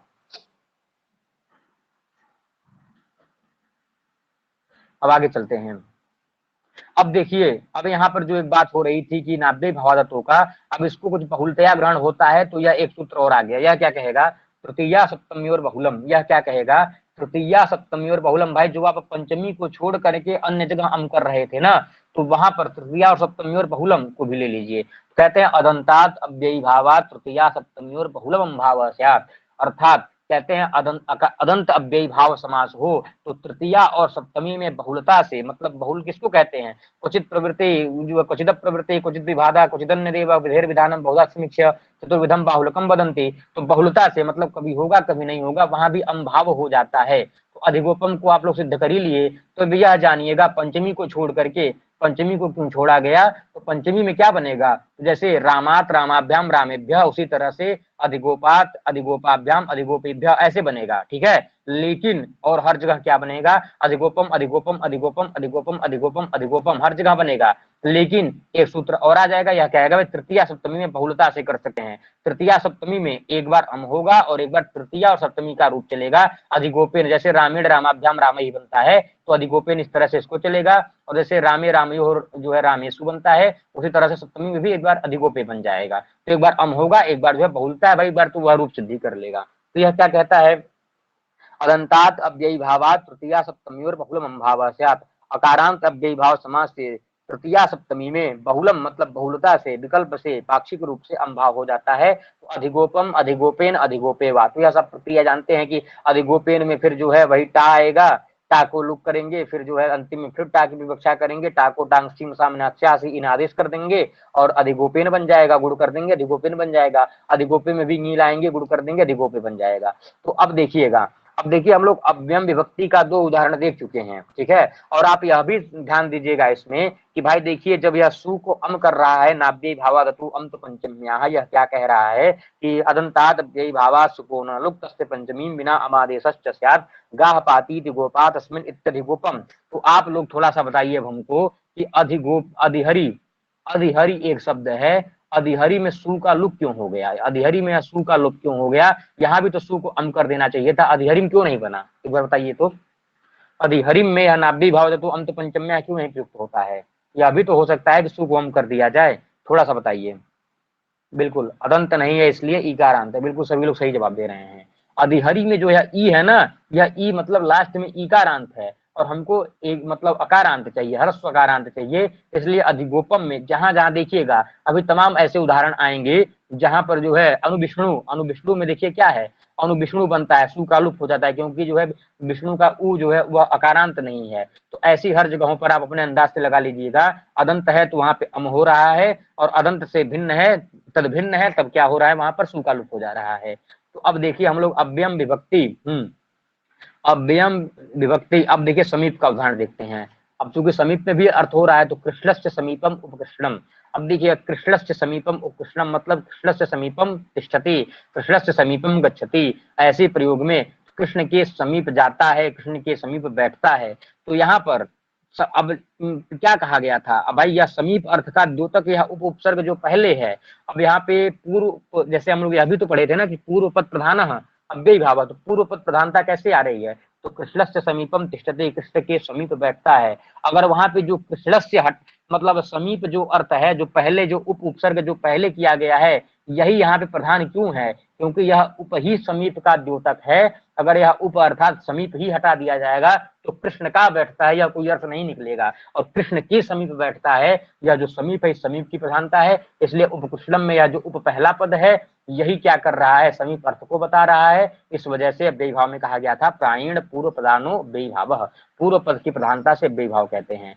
तो अब उपकृष्णम हो गया या समीप अर्थ का उदाहरण।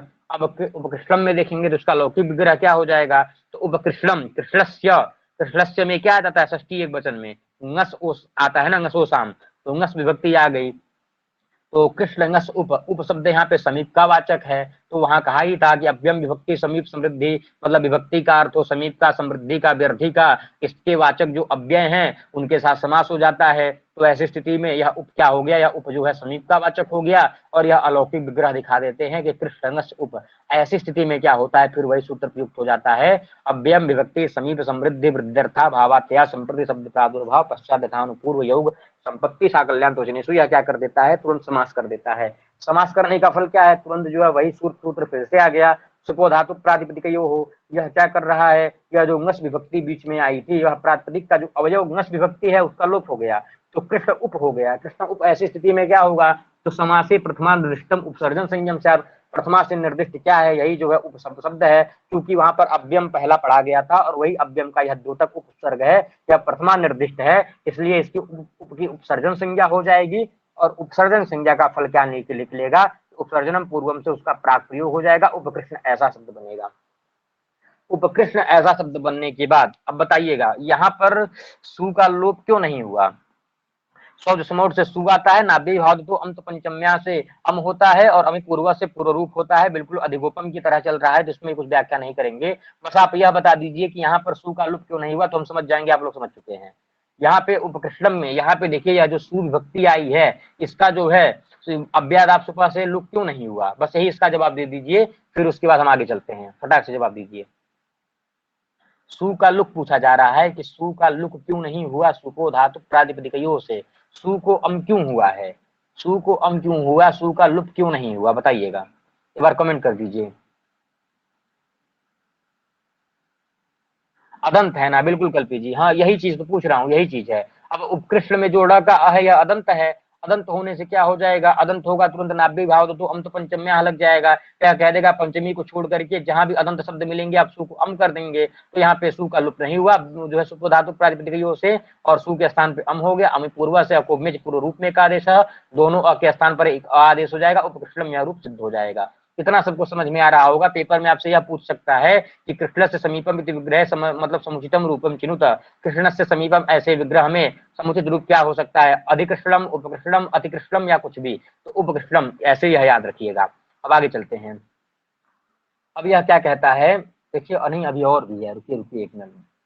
अब इसी तरह से देखिए मद्राणाम समृद्धि सुमद्रम, मद्राणाम मद्र देश की समृद्धि, तो यहाँ पर देखिएगा मद्राणाम समृद्धि की अगर बात करें तो इसका एक बार अलौकिक विग्रह लिखिए, तो कोई लिखता है तो फटाफट लिखिए अलौकिक विग्रह, बताइए क्या हो जाएगा। मद्राणाम, तो मद्र जो है षष्ठी बहुवचनांत है, तो मद्र आम सु, मद्राणाम समृद्धि सुमद्रम, यहाँ पे यह जो सु उपसर्ग है यह किसका वाचक है, यह समृद्धि का वाचक है, तो मद्र आम सु, ऐसी स्थिति में क्या हो जाएगा, सुमद्रम बन जाएगा। मद्राणाम समृद्धि में जब मद्र आम सु करेंगे तो मद्र आम सु जैसे ही करेंगे तो अव्ययम विभक्ति से समास होगा, सुपो धातु प्रतिपदिकयो से शुभ कालुक होगा, तो मद्र सु बनेगा, और मद्र सु करने के बाद सु चूंकि अब प्रथमांत है उसकी उपसर्जन संज्ञा करेंगे, पूर्व प्रयोग करेंगे तो सुमद्र बन जाएगा।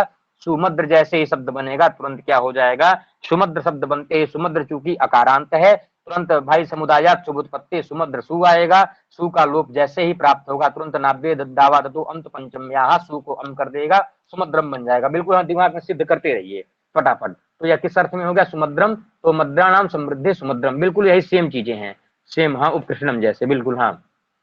अब देखिए इसी तरह से यवनानाम वृद्धिर दुर्यवनम, यवनानाम वृद्धिर मतलब यवनों की वृद्धि किसको कहते हैं, विगता रिद्धि वृद्धि, जिसकी रिद्धियां चली गई हों, तो यवनानाम वृद्धिर दुर्यवनम, यहाँ पे वृद्धि का वाचक क्या शब्द, व्यर्थी, मतलब वी से विगता और री से रिद्धि, जिसकी रिद्धि ही चली गई हो उसको जो है व्यर्थी कहते हैं। और व्यर्थी वाचक शब्द क्या है यहाँ पे, दुर, दुर्यवन है ना, तो दुर्यवन जो है या दुर उपसर्ग जो है या वृद्धि वाचक है, व्यर्थी, वृद्धि नहीं समझिए, व्यर्थी मतलब विगता रिद्धि, उसको व्यर्थी कहते हैं।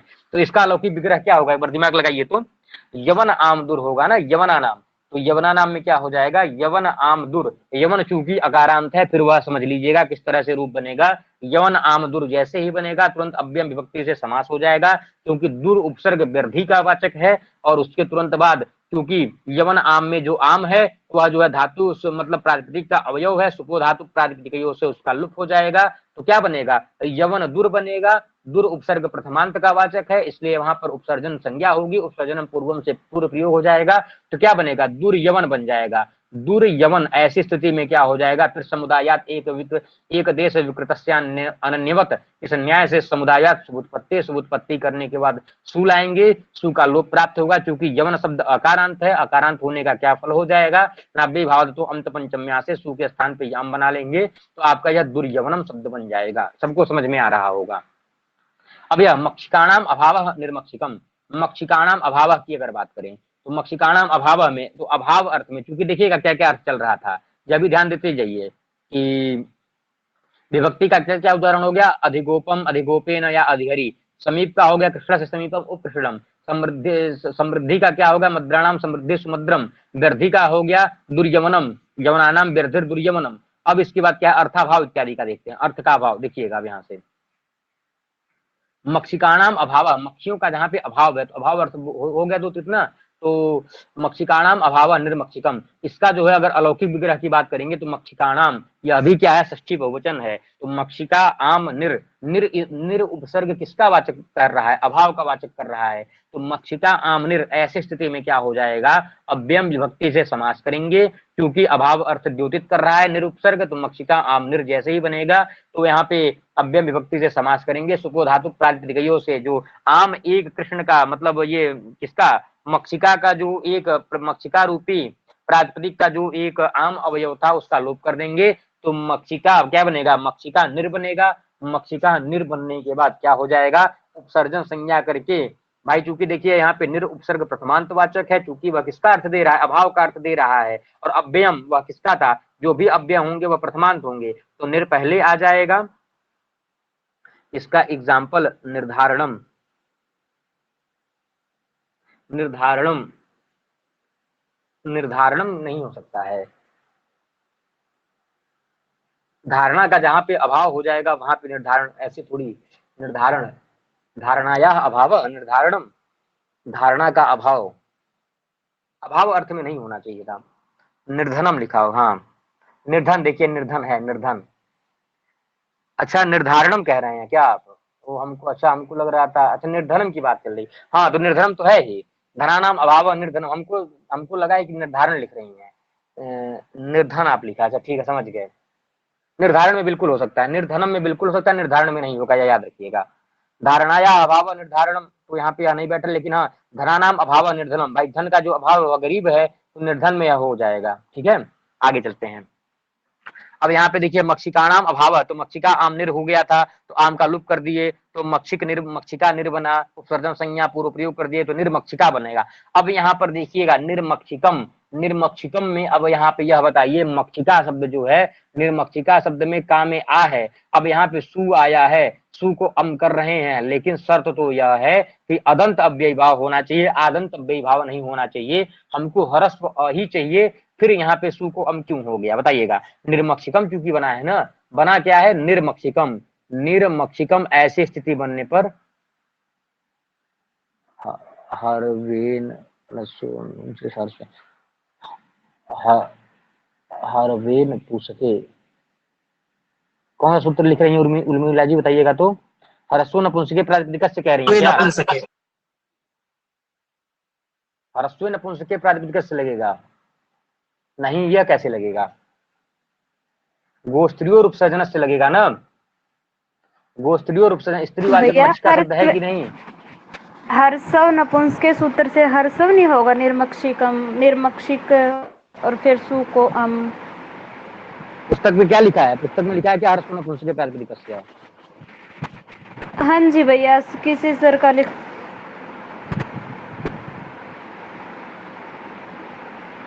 पुस्तक में भी हम देखते हैं, एक मिनट, पुस्तक में तो जहां तक गोस्त्रीय रूप सर्जन से होना चाहिए, तो मक्षिका के आ को आ कर देते हैं। कंफर्म कर।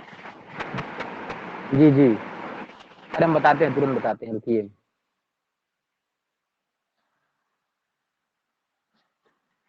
कौन सा प्रयोग है यह? अव्ययी भावश्च मक्षिकाणाम अभाव, रुकिए बताता हूँ, बिल्कुल।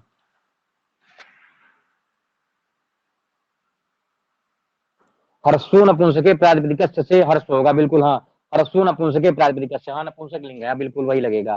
तो हर्षो नपुंसके प्रातिपदिक से क्या कर देगा? आ को अ कर देगा, ठीक है, गोस्त्रीय उपसर्जन से नहीं लगेगा, स्त्रीवाचक क्योंकि मक्षिका, लेकिन वहां नहीं लगेगा। तो हर्ष कर देंगे किससे? हर्षो नपुंसके प्रातिपदिक सूत्र से, तो मक्षिका के आ को क्या कर देंगे? अ कर देंगे, तो क्या हो जाएगा? निर्मक्षिक हो जाएगा, क्योंकि हम निर का क्या कर दिए थे? उपसर्जन संज्ञा पूर्व प्रयोग कर दिए थे, तो निर्मक्षिक ऐसी स्थिति बन गई थी, तो सु आया, तो मक्षिका चूंकि अकारांत था, उसको हर्षो नपुंसके प्रातिपदिक से जो मक्षिका का आ है उसको अ कर दिए हैं, और अ कर देने से क्या हो जाएगा? तो नाभ्य भाव तो अंत पंचम में क्या कर देगा? सु को अम कर देगा, तो निर्मक्षिकम बन जाएगा। इसी तरह से हिमस्य अत्ययः अतिहिमम, अतिहिमम का एक बार अलौकिक विग्रह लिखिए तो, अतिहिमम का बताइएगा अलौकिक विग्रह क्या होगा? हिमस्य, हिमस्य क्या है? षष्ठी वचन है ना, तो हिम ngस अति, ऐसे उपसर्ग में अति किसका? बताइए, अत्यवाची, मतलब अतिक्रमणवाची कर रहा है ना, तो हिमस्य अत्ययः अतिहिमम, तो यहाँ पे हिम ngस अति, ऐसी स्थिति में फिर क्या होगा? अव्यय विभक्ति से समास हो जाएगा, और समास होने के तुरंत बाद क्या हो जाएगा? जैसे समास होगा यहाँ पर सुबो धातु प्रातिपदिक से शुभ का लोप हो जाएगा, तो क्या बनेगा? बताइएगा क्या बनेगा? हिम अति बनेगा।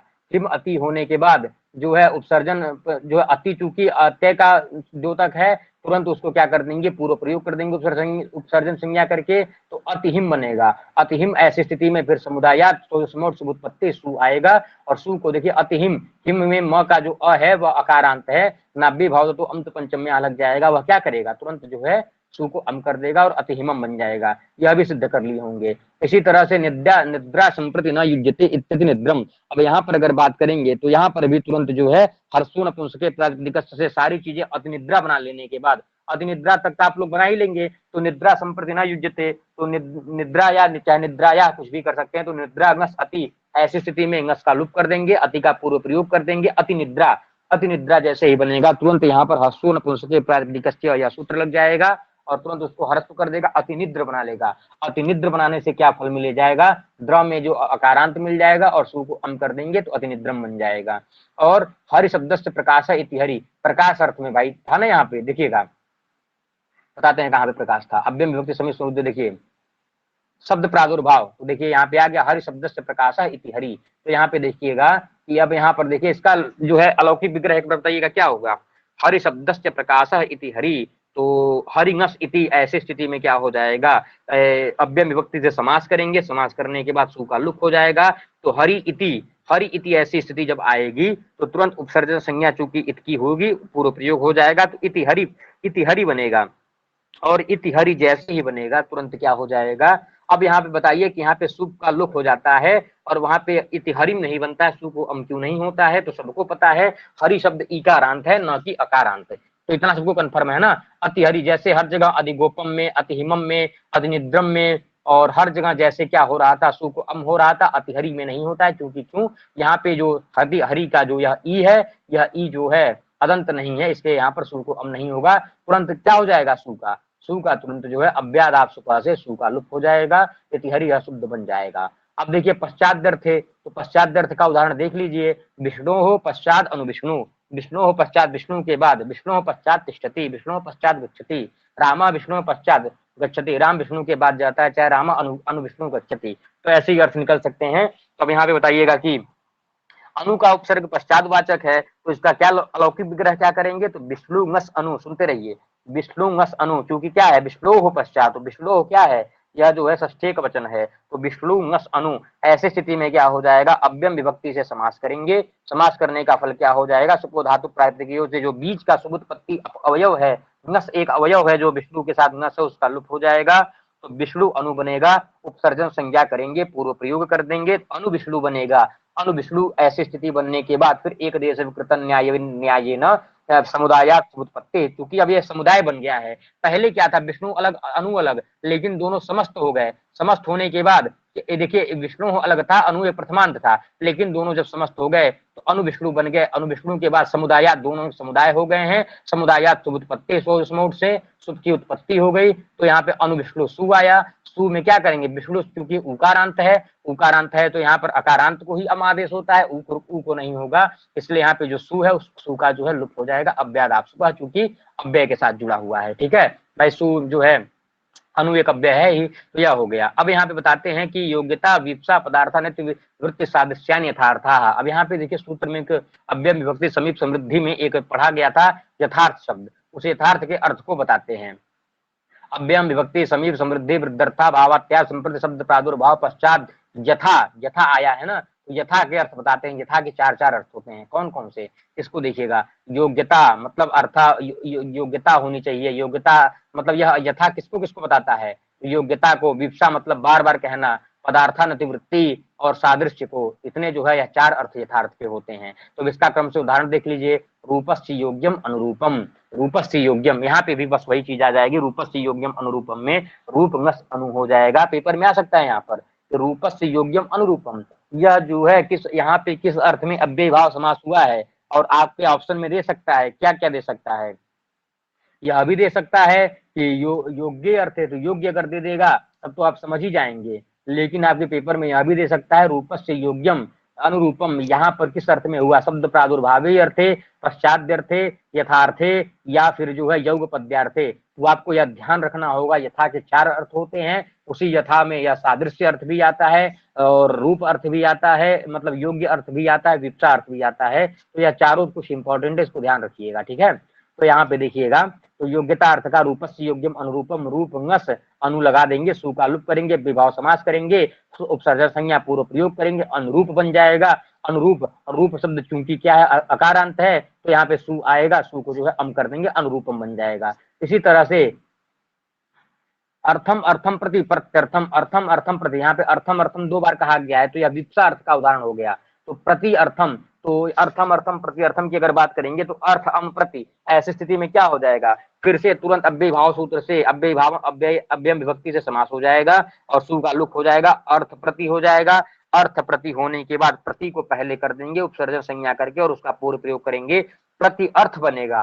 प्रति अर्थ जैसे ही होगा वहां पे तुरंत सु आएगा, अर्थ शब्द चूंकि अकारांत है, सु को अम करेंगे तो प्रति अर्थम बनेगा, तुरंत यण संधि कर देंगे, प्रत्यर्थम बन जाएगा। यह सबको पता है। कहाँ पे सु का लुप्त करेंगे, सु का लुप्त कैसे होगा, प्रत्यर्थम बना है ना, प्रत्यर्थम, देखिए ध्यान से, प्रत्यर्थम में सु का लुप्त नहीं होगा। अर्थ शब्द क्या है, अकारांत है ना, तो इसलिए तो यह सारी चीजें जो है ध्यान दीजिएगा, हाँ नहीं होगा अर्थ प्रत्यर्थम में।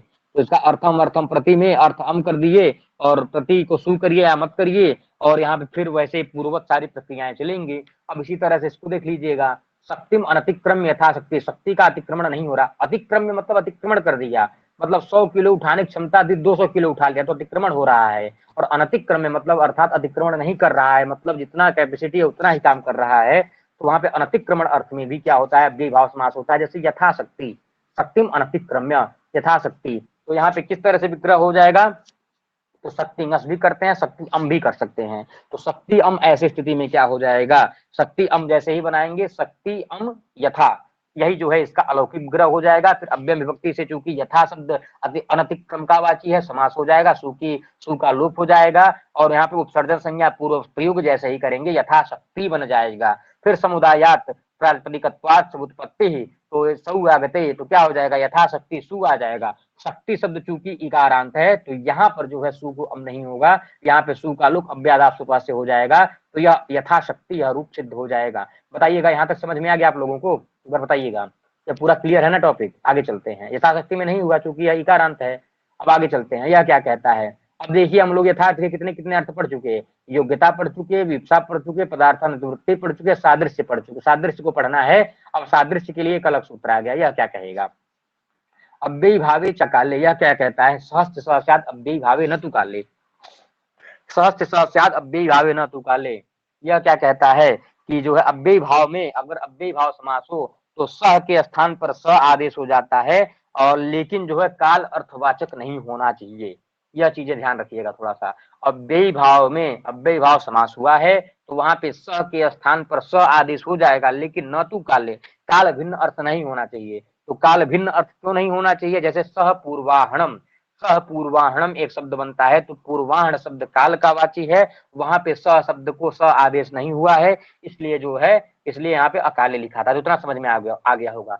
तो हरे सादृश्यम स हरि, हरि के सादृश्य, तो यहाँ पे देखिएगा हरे सादृश्यम हरि, ये सब याद कैसे करो खूब, बस एक बार देखिए नैया जी एक बार पढ़िए और तुरंत उसके बाद हम बता देते हैं कैसे आपको याद करना है पेपर की दृष्टि से, बस उसको देख लीजिएगा। अभी अंतिम इसलिए चार्ट दिखाएंगे, हाँ एक चार्ट दिखाएंगे, तुरंत समझ में आएगा। तो हरे हे सादृश्यम स हरि, हरे सादृश्यम स हरि का क्या इसका लौकिक विग्रह निकालिए, तो हरिटा भी कर सकते हैं, हरिंगस भी कर सकते हैं। टा इसलिए कर सकते हैं क्योंकि संयुक्त प्रधान से तृतीय विभक्ति का द्योतक होता है, तो हरिटा कर सकते हैं या हरिंगस भी कर सकते हैं। तो हरे सादृश्यम स हरि में हरिटा या हरिंगस कर दिए और वहां पे सह करेंगे, सह, तो हरिटा सह, ऐसी स्थिति में क्या हो जाएगा, फिर तुरंत अव्ययम विभक्ति से तुरंत समास हो जाएगा सादृश्य अर्थ में चूंकि, और सादृश्य अर्थ में जैसे ही समास होगा सुपो धातु प्रातिपदिकयों से जो अवयव था हरिटा या हरिंगस, इनका लोप हो जाएगा।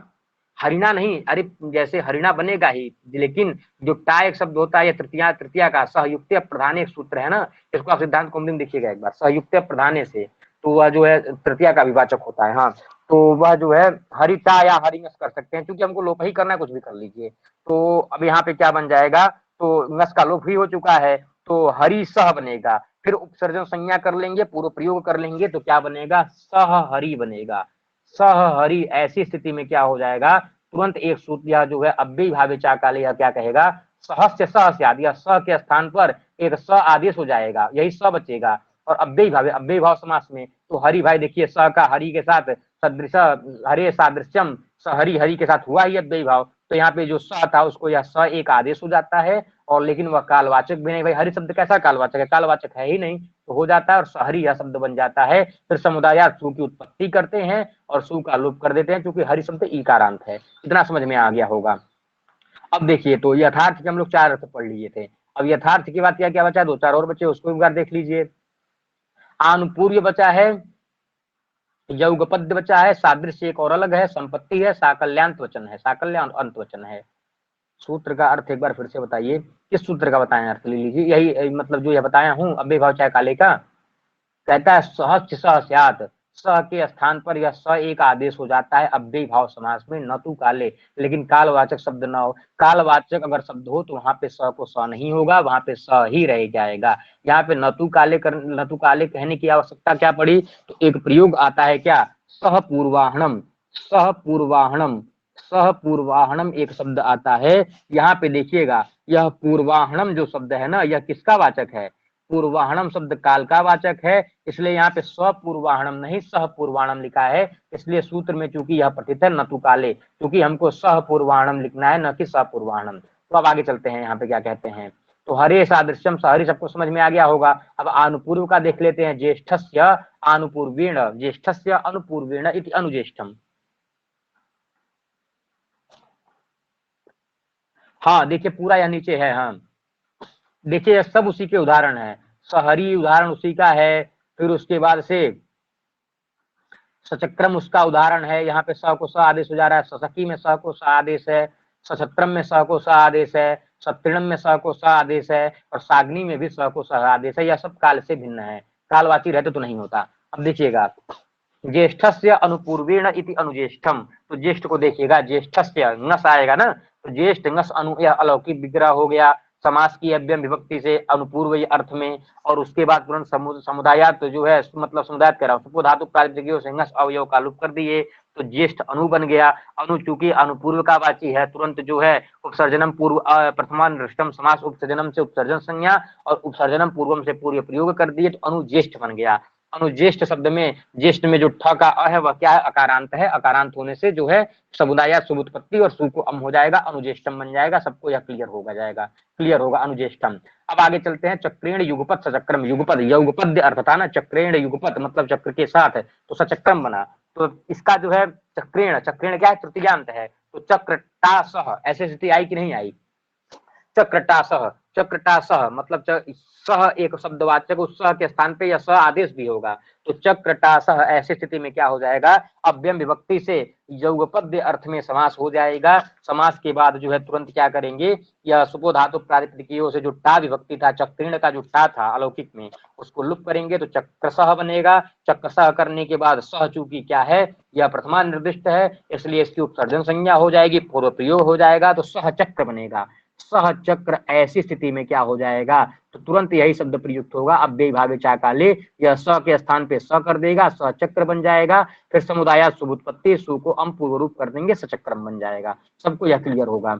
इसी तरह से आगे चलते हैं, आ रहा है ना सबको समझ में, बताइएगा, बहुत आसानी से बता रहा हूँ। अब सदृशा सख्या सखी, सदृशा सख्या सखी में क्या करेंगे, सदृशा सखा, तो यहाँ पे फिर वही सदृशा सखा में फिर सखी टा कर सकते हैं, तो सयुक्त प्रधानी लगाते रहिए। तो यहाँ पे सखी सखी टा कर दिए, सखी टा क्या सह कर दीजिए, तो फिर वही जो है सदृश अर्थ दे ही रहा है, क्योंकि सदृश का एक और अर्थ था, सादृश्य का अंतिम में पढ़ा था, तो उसके अर्थ में अव्यय भाव से समास कर दीजिए। समास करने से जो विभक्ति का लोप कर देंगे तो क्या बनेगा, सखी बनेगा। सखी बने के बाद जो है स हो जाएगा, तो सखी स हो जाएगा। यह स चूंकि प्रथमांत वाचक है, यह स यहाँ पहले आ जाएगा, तो क्या बनेगा, सादृश्य दो है बिल्कुल, एक हरे सादृश्यम वाला वो यथार्थ वाला है, और सदृशा सखा यह दूसरा है, ठीक है।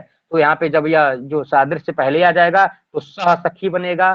सह सखी बनने के बाद तुरंत यही शब्द लग जाएगा, अव्यय भावे चाकाले। अव्यय भाव समास दोनों में हो ही चुका है पहले से सादृश्य अर्थ में, और यह कालवाची सखी शब्द है ही, तुरंत स के स्थान पे स कर देंगे तो स सखी बन जाएगा। स सखी बनने के बाद फिर से यह समुदायात समुत्पत्ति सु को अम नहीं होगा, चूंकि सखी शब्द इकारांत है, और फिर तुरंत क्या करेगा, सखी में जो है सु का लूप कर देंगे, सखी बन जाएगा। हाँ हो रही है रिकॉर्डिंग, एक यथार्थ अर्थ में और एक ऐसे ही, जी बिल्कुल रिकॉर्डिंग हो रही है। तो यह देखिए इसका देख लीजिए हम लोग सखी का। अब आगे कहते हैं संपत्ति अर्थ में लिखा था ना, छत्राणाम संपत्ति छत्रम, छत्रों की संपत्ति, क्षत्रियों की संपत्ति, तो यहाँ पे सछत्रम का देखेंगे, तो छत्राणाम संपत्ति, तो यहाँ पे आम भी कर सकते हैं, और यहाँ पे जो है तृतीया बहुवचन छत्र ही भी कर सकते हैं। तो यहाँ पे जो है तो छत्र आम कर दीजिए, और जो है संपत्ति का अर्थ जो है सह दे ही रहा है, तो छत्र आम भिस कर दिए। फिर समुदायात क्या करेंगे, फिर जो है अव्यय विभक्ति से समास करने के बाद और सुपो धातु प्रातिपदिकों से अवयव का लुप करेंगे तो छत्रसह बनेगा। यहाँ पे क्या बनेगा, यह रूप छत्रसह। छत्रसह होने के बाद इस सह जो है चूंकि प्रथमा निर्दिष्ट है, यह सह पहले चला जाएगा, तो यहाँ पे हो जाएगा सह छत्र बनेगा, यहाँ पर सह लग जाएगा, और तुरंत जो है यह छत्र शब्द कालवाची है ही नहीं, तो इस सह के स्थान पर यह सही बन जाएगा अव्यय भावे क्या काले से, तो सछत्र बन जाएगा। फिर समुदायात सुबुत्पत्ति सु को भाई तुरंत हम लोग नाभ्य भाव तो अम तो पंचम्या से अम कर देंगे। अम करने का फल क्या हो जाएगा, तो अमी पूर्व अकुम्य जी पूर्व रूप में एक आदेश है, छत्र का जो अ है और अम का एक अ है, तो जो त्र वाला अ है यही पूर्व रूप एक ही आदेश होगा, तुरंत जो है सचक्रम बन जाएगा। यह भी समझ में आ गया होगा संपत्ति अर्थ में। अब देखिए तृणम अपरित्यज्य सतृणमत्ति, तो सतृणमत्ति यह किसका अर्थ हो गया, तो सबसे अंतिम के एक पहले वाला है उसको देख लीजिए, साकल्यान्त वचनेषु, तो अंत वचन और संपत्ति साकल्यान्त। तो देखिए यहाँ पे क्या कह रहे हैं, तो तृणम अपि अपरित्यज्य, तृणम अपि अपरित्यज्य, साकल्य मतलब संपूर्ण का वाचक है ना, तो तृणम अपि अर्थात तिनको को भी अपरित्यज्य न छोड़ता हुआ खा डालता है। कोई एक ऐसा भुक्कड़ है जो तिनका भी नहीं छोड़ा, सब कुछ खा गया, तो तृणम अपि अपरित्यज्य सतृणमत्ति, तिनके के साथ भी खा लिया, सब कुछ खा डाला, कुछ भी नहीं छोड़ा, एक एक तिनका भी नहीं छोड़ा, तो सतृणमत्ति। अब यहाँ पे देखिएगा इसका जो है अगर विग्रह करेंगे तो किस तरह से हो जाएगा, तृणम अपि अपरित्यज्य सतृणमत्ति, तो यहाँ पे भी वह टा भी कर सकते हैं और अम भी कर सकते हैं, तो तृण अम सह हो जाएगा। तृण अम सह होने के बाद चाहे तृण टा सह दोनों कर सकते हैं, तो यहाँ पे क्या हो जाएगा, अव्यय विभक्ति से समास होगा। समास का फल क्या निकलेगा, तुरंत जो है वो धातु प्रातिपदिकों से अम या टा का लुक हो जाएगा और फिर क्या बनेगा, सह तृण बनेगा। ठीक है, सह तृण, ऐसी स्थिति में क्या बनेगा, अब तुरंत स तृण नहीं तृण सह बनेगा। स जो है यहाँ ऐसे बनेगा, फिर यह स जो है क्या है, किसका वाचक है, यह स प्रथमा निर्दिष्ट है, इसलिए यह पूर्व प्रयोग हो जाएगा। तो यह स जो है पूर्व प्रयोग प्रथमानिष्टम समास उपसर्जनम, और उपसर्जनम पूर्वम प्राक प्रयोग हो गया, स तृण बन गया। तो स तृण होने के बाद तुरंत क्या हो जाएगा, अव्यय भावे चाकाले, तृण शब्द कालवाची से भिन्न है, तो स के स्थान पर केवल कौन सा आदेश हो जाएगा, यह स, यह जो है क्या कहते हैं, यह सही एक आदेश हो जाएगा। और स तृण जैसे बनेगा, तृण शब्द अकारांत है, अकारांत का फल क्या होगा, तुरंत सु आएगा। समुदायात सौआगते सौआगते सौआगते सति, तुरंत जो है समुदायात सु को नाभ्य भाव दतो हो हम तो पंचम्या सोरमी कृते अमी पूर्व इति, जो है पूर्व रूप में एक आदेश है, सत्तृणम इति रूपम सिद्धम, तो यह सत्तृणम बन गया। तो अपरित्यज्य मतलब साकल्य अर्थ में पूरे का पूरे द्योतक बता रहा है। अंतिम देखते हैं साग्नि, या क्या कहता है, अग्नि ग्रंथम पर्यंतम अधीते साग्नि, अग्नि ग्रंथ पर्यंत तक पढ़ लेता है। तो साकल अंत वचन था ना, अंत वचन, अंत वचन सबसे अंतिम था, तो अंत वचन का यह द्योतक है, मतलब अग्नि ग्रंथ पर्यंत तक पढ़ लिया। मतलब कोई ऋग्वेद का पाठ कर रहा था और वहां पे किसी मान लीजिए मंडल में अग्नि सूक्त अंतिम रहा होगा और वह पढ़ लिया, अग्नि ग्रंथम पर्यंतम अधीते साग्नि, मतलब अग्नि ग्रंथ पर्यंत तक पढ़ लिया। तो ऐसी स्थिति में साग्नि जो है यह किसका उदाहरण हो गया, अंत वचन का यह उदाहरण हो गया। इसका अलौकिक विग्रह देखेंगे तो अग्नि ग्रंथ पर्यंतम अधीते साग्नि, तो अग्नि टाय भी कर सकते हैं, अग्नि जो है अम भी कर सकते हैं। तो ऐसी स्थिति में तो अग्नि टा जो है सह आ गया, फिर सह को क्या करेंगे, अव्यय भाव, अब इस सूत्र से ये अव्यय विभक्ति से समास करेंगे और सु का लुप करेंगे, तो क्या बनेगा, अग्नि सह बनेगा। अग्नि सह बनने के बाद तुरंत क्या हो जाएगा, अग्नि सह बनने के तुरंत बाद क्या हो जाएगा, यह स है, चूंकि यह प्रथमा निर्दिष्ट है, इसकी उपसर्जन संज्ञा होगी और उपसर्जन संज्ञा करने से इसका पूर्व प्रयोग हो जाएगा। पूर्व प्रयोग करने के बाद क्या बन जाएगा, सह बनेगा, सह के तुरंत बाद अग्नि बन जाएगी। अग्नि बनने की तुरंत बाद क्या सिद्ध हो जाएगा, तुरंत यह अव्यय भावे चाकाली लग जाएगा, क्योंकि यह अग्नि शब्द कालवाची नहीं है, इस स के स्थान पे स एक आदेश हो जाएगा और स अग्नि हो जाएगा। स अग्नि बनने के बाद अग्नि चूंकि इकारांत है, समुदाय सुबुत्पत्ति सौआगते और सौआगते अव्यादाप सुपोलु की सुप का लुक क्यों हुआ, क्योंकि अग्नि शब्द क्या है, यह इकारांत है, यहाँ पे नाभ्य भाव तो अंत पंचम्या नहीं लगेगा, तो स अग्नि सुप का लोप कर दिए, स अग्नि बन गया। और स अग्नि ऐसी स्थिति में अका सवर्ण दीर्घा जैसे ही लगाएंगे तुरंत वह साग्नि रूप सिद्ध हो जाएगा। तो यह जो है आप लोग जो है इतना देख लिए होंगे, इतना हम लोग अव्यय विभक्ति का पूरा उदाहरण समझ लिए। ये सूत्र इंपॉर्टेंट है क्योंकि पूछ लेता है कौन सा अर्थ से कहाँ लगा, बिल्कुल यहाँ पूछेगा। अभी अर्थ वाला चार्ट इसीलिए दिखाएंगे, पहले इसका समझ लीजिए विस्तार से। अभी देखिए नदिभिश्च, नदिभिश्च यह सूत्र क्या कहता है।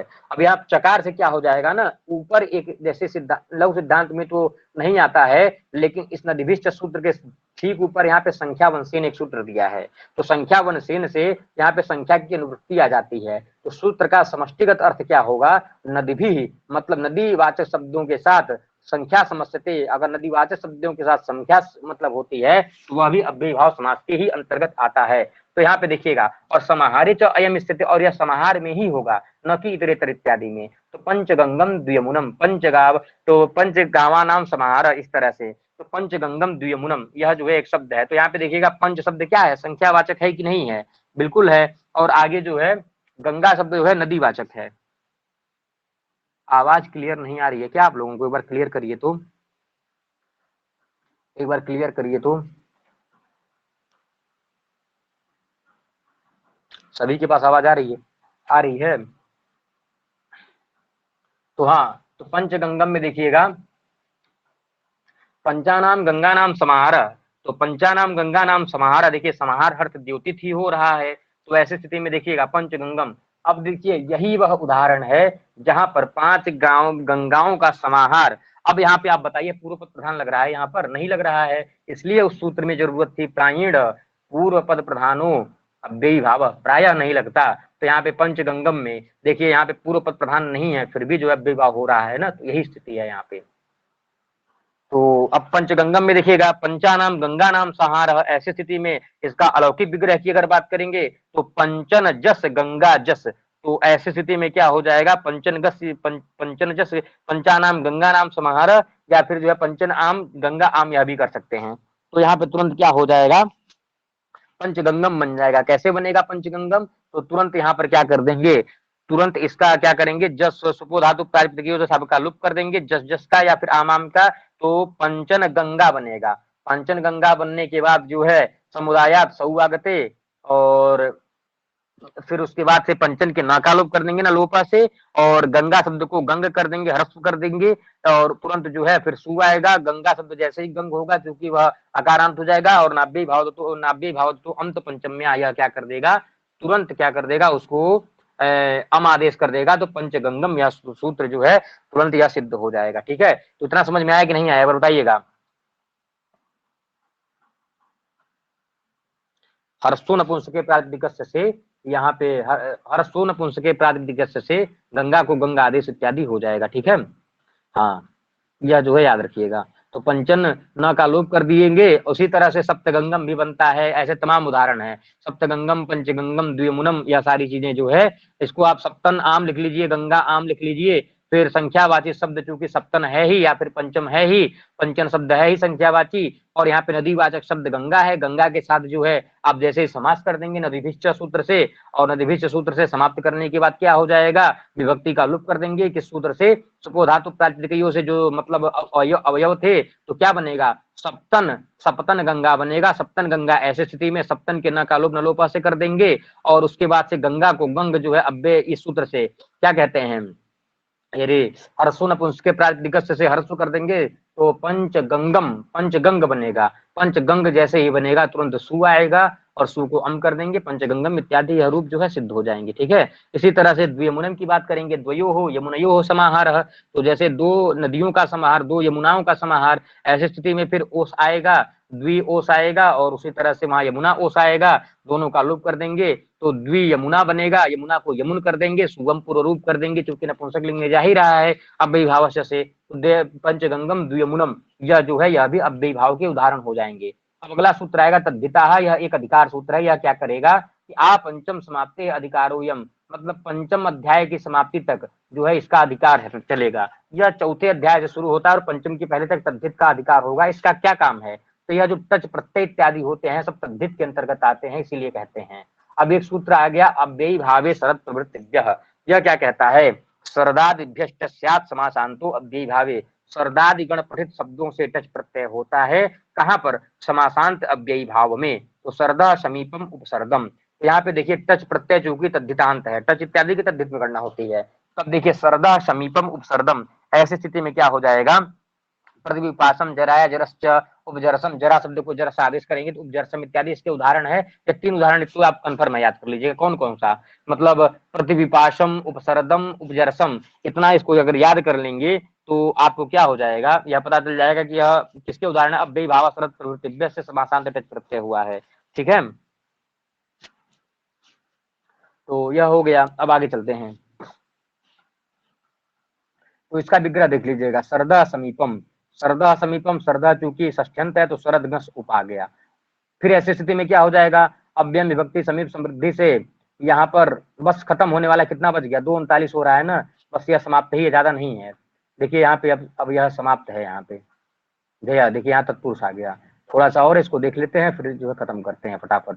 तो यहाँ पे देखिए उपसर्दम में देख लीजिए, तो अव्ययी भाव समास कर लीजिए तो क्या बनेगा, तो शरद ngस हो गया सुपो धातु प्रातिपदिकों से, या फिर उपसर्जन संज्ञा पहले कर लीजिए, पूर्व प्रयोग कर लीजिए, तो उपसरद ngस आ गया, सुपो धातु प्रातिपदिकों से सु का लुप कर लिए, उपसरद आ गया।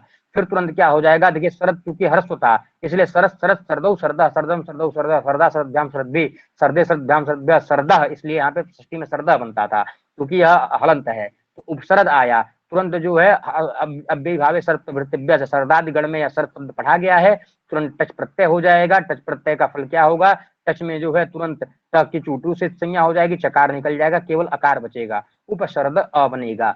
ऐसी स्थिति में तुरंत क्या हो जाएगा ना, उपसर्द अ, ऐसे उपसर्द जैसे बन जाएगा, तुरंत यहाँ पर सौज स्मोट से फिर तुरंत सु की विभक्ति आ जाएगी, और यह शरद जो आधा था यह अ में मिल करके उपसर्द पूरा बन जाएगा। उपसर्द जैसे ही पूरा बनेगा तो उपसर्द क्या था, शरद में टच प्रत्यय का विधान क्या किस लिए किया गया, या थोड़ा दिमाग लगाइएगा, शरदम बनाने के लिए। शरद चूंकि हलंत था और हलंत को अम नहीं कर रहे थे, अदंत को हलंत कर रहे थे, और यह अ जैसे ही पा गया उपसर्ग पूरा हो गया और इस सूत्र को सु को अम करके हम पूर्व से पूर्व रूप कर लिए, उपसर्गम बन गया। इसी तरह से क्या बनेगा, उपजरसम और प्रतिविपासम इत्यादि बन जाएंगे। तो इसको आप लोग देख लीजिएगा, जरा जरस से जरा शब्द को जरसादेश उपजरसम इत्यादि बन जाता है, उसी वही प्रक्रिया है। बस याद रखिएगा, इसमें बस यह पूछा जाएगा कि उपजरसम में, उपसर्दम में या फिर प्रतिविपासम में कौन सा समासांत प्रत्यय है। अब एक अगला सूत्र आ गया, यह टच प्रत्यय करने का दूसरा सूत्र है। यह क्या कहेगा, अनंतात अव्ययी भावात टच्यात, अनंत अव्ययी अन हो अंत में जिसके, ऐसे अव्ययी भाव समास से टच प्रत्यय समासांत में टच प्रत्यय होता है।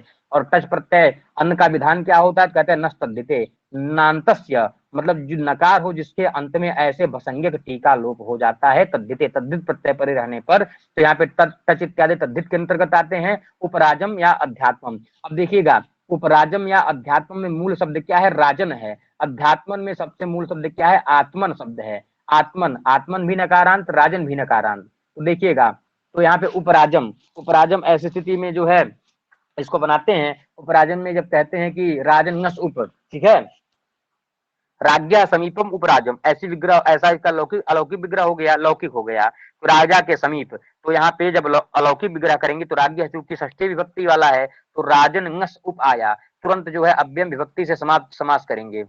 हाँ, समास जैसे ही करेंगे तो राजन नस उप आ जाएगा और सुपो धातु प्रातिपदिक से सु का लुप कर देंगे तो राजन उप बनेगा। उपसर्जनम पूर्वम से क्या करेंगे, मतलब यह उप चूंकि प्रथमांतवाचक है, पूर्व प्रयोग हो जाएगा, उपराजन हो जाएगा।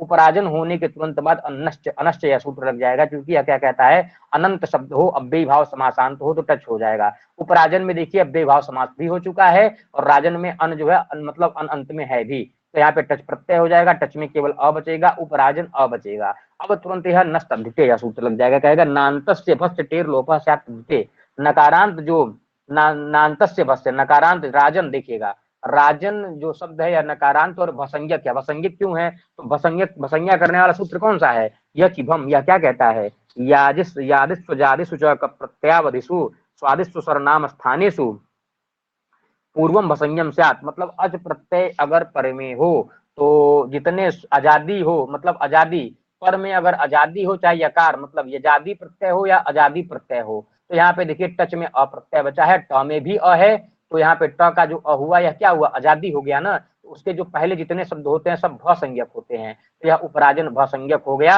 और भ संज्ञा करने से क्या हो जाएगा, भस्य टीर लोपा, उसके भसंज्ञक उपराजन शब्द में जो टी है, टी किसको कहेंगे, अचाम मध्य यो अंतिम अचह, अंतिम अच क्या है, राजन में ज का अंतिम अच है, वह सह आदिर यस्य, वह किसके आदि में है, वह न के आदि में है, तो मतलब अन, ऐसे अन भाग का लोप हो जाता है, तो क्या बनता है, उपराज बचेगा, उपराज के बाद सीधे अ आ गया, उपराज, उपराज बनने के बाद यह राज पूरे मिल जाएगा, उपराज बन जाएगा। फिर समुदायात सुत्पत्ति सौआगते सोरम कृते पूर्व रूप इत्यादि, तो उपराजम इत सिद्धम, यह उपराजम समझ में आ गया ना। इसी तरह से अध्यात्म में भी करेंगे, अधि उपसर्ग है तो आत्मनि अधि, ऐसा वहां पे लौकिक विग्रह होगा, और आत्मन नी अधि यदि अलौकिक विग्रह, यह आपसे पूछ सकता है, यह इंपॉर्टेंट थोड़ा याद रखिएगा कि अध्यात्मम इत्यत्र अव्ययी भाव समासः कस्मिन अर्थे, तो बिना कुछ सोचे समझे आप अधि उपसर्ग देखिएगा, तुरंत विभक्त अर्थ मारिएगा, ठीक है।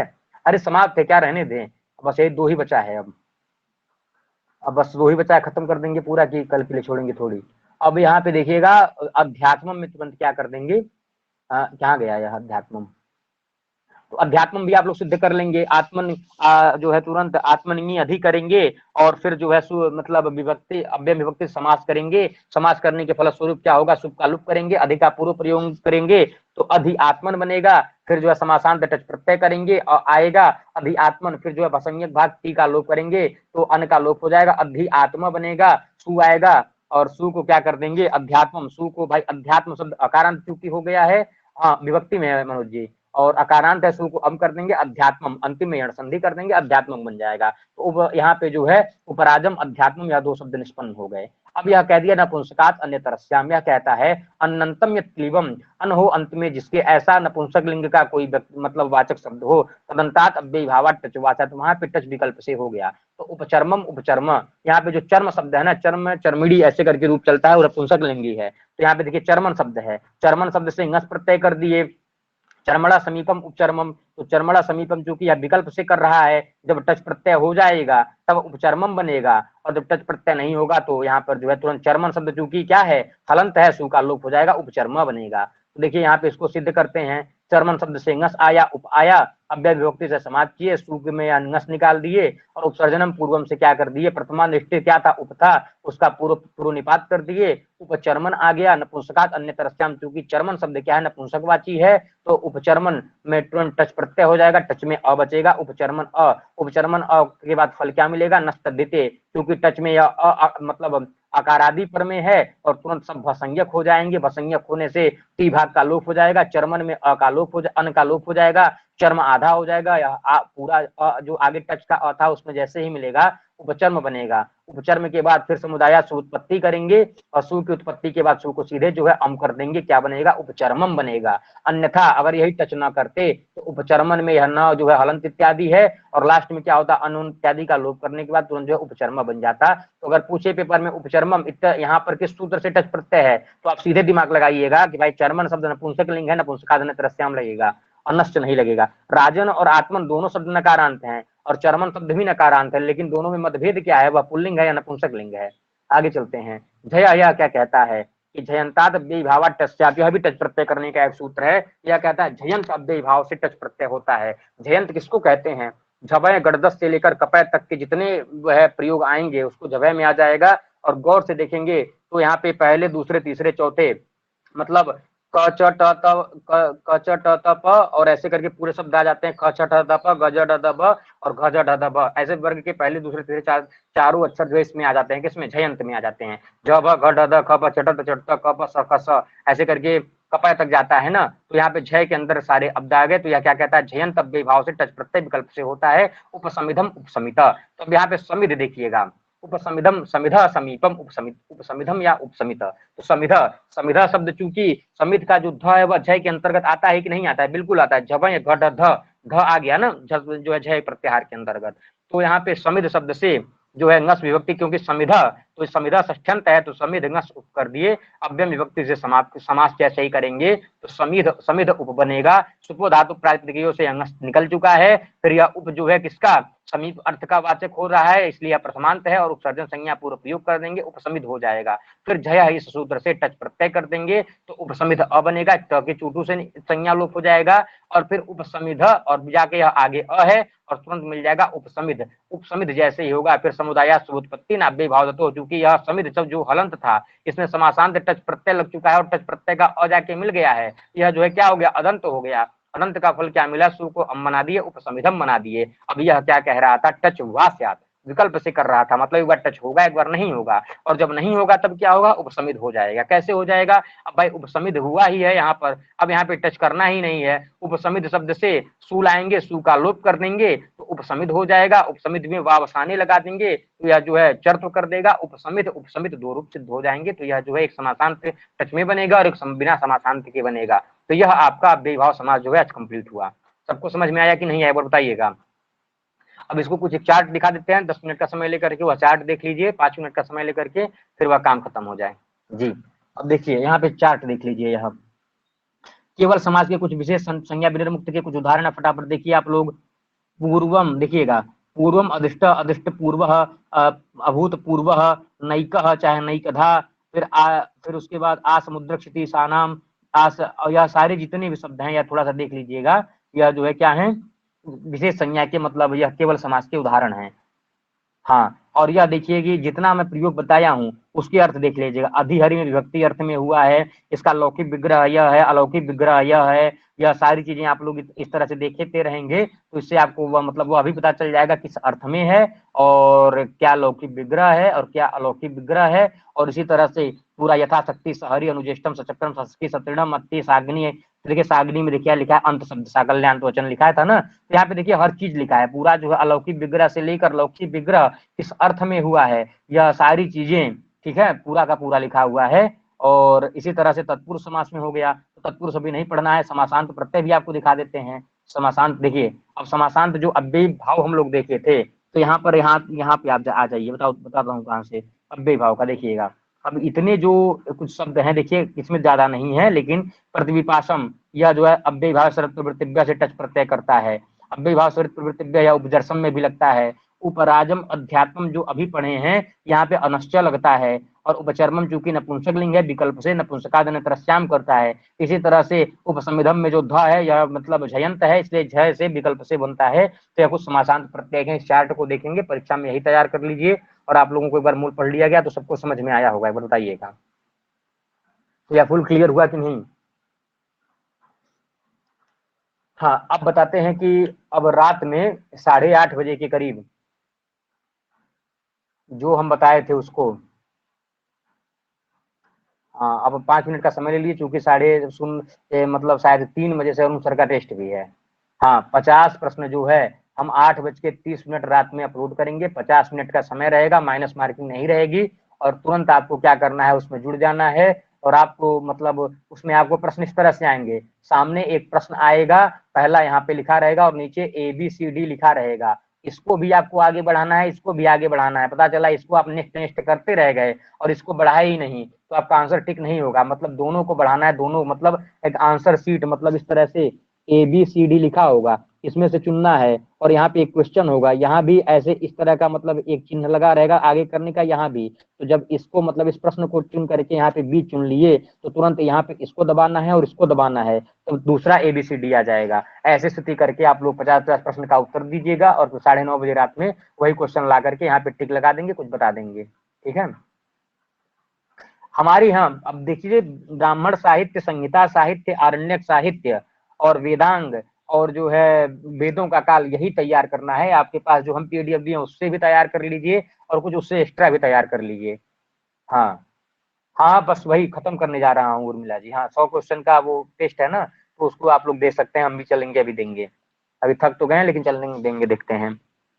हाँ, बस वही इतना PDF हम दे दिए हैं, वही पढ़ लेंगे, काफी है। सब अलग अलग करके बहुत मेहनत करके बनाया गया है पूरा। जैसे जो भी वेदों के काल में सब पूरा मतलब 3-3 4-4 जगह से फोटो खींच खींच करके एक जगह एकत्रित किया गया है। हमारी PDF ही पर्याप्त है। लेकिन अब मैं कह रहा हूँ कि अगर आपको लगेगा कुछ और पढ़ने के लिए तो पढ़ लीजिएगा, लेकिन वह PDF तो निश्चित ही पढ़ के आइएगा। तो ठीक है, चलिए अब रात को क्वेश्चन अपलोड करते हैं, आप लोग जरूर जुड़िएगा। ठीक है, सभी को बहुत बहुत धन्यवाद।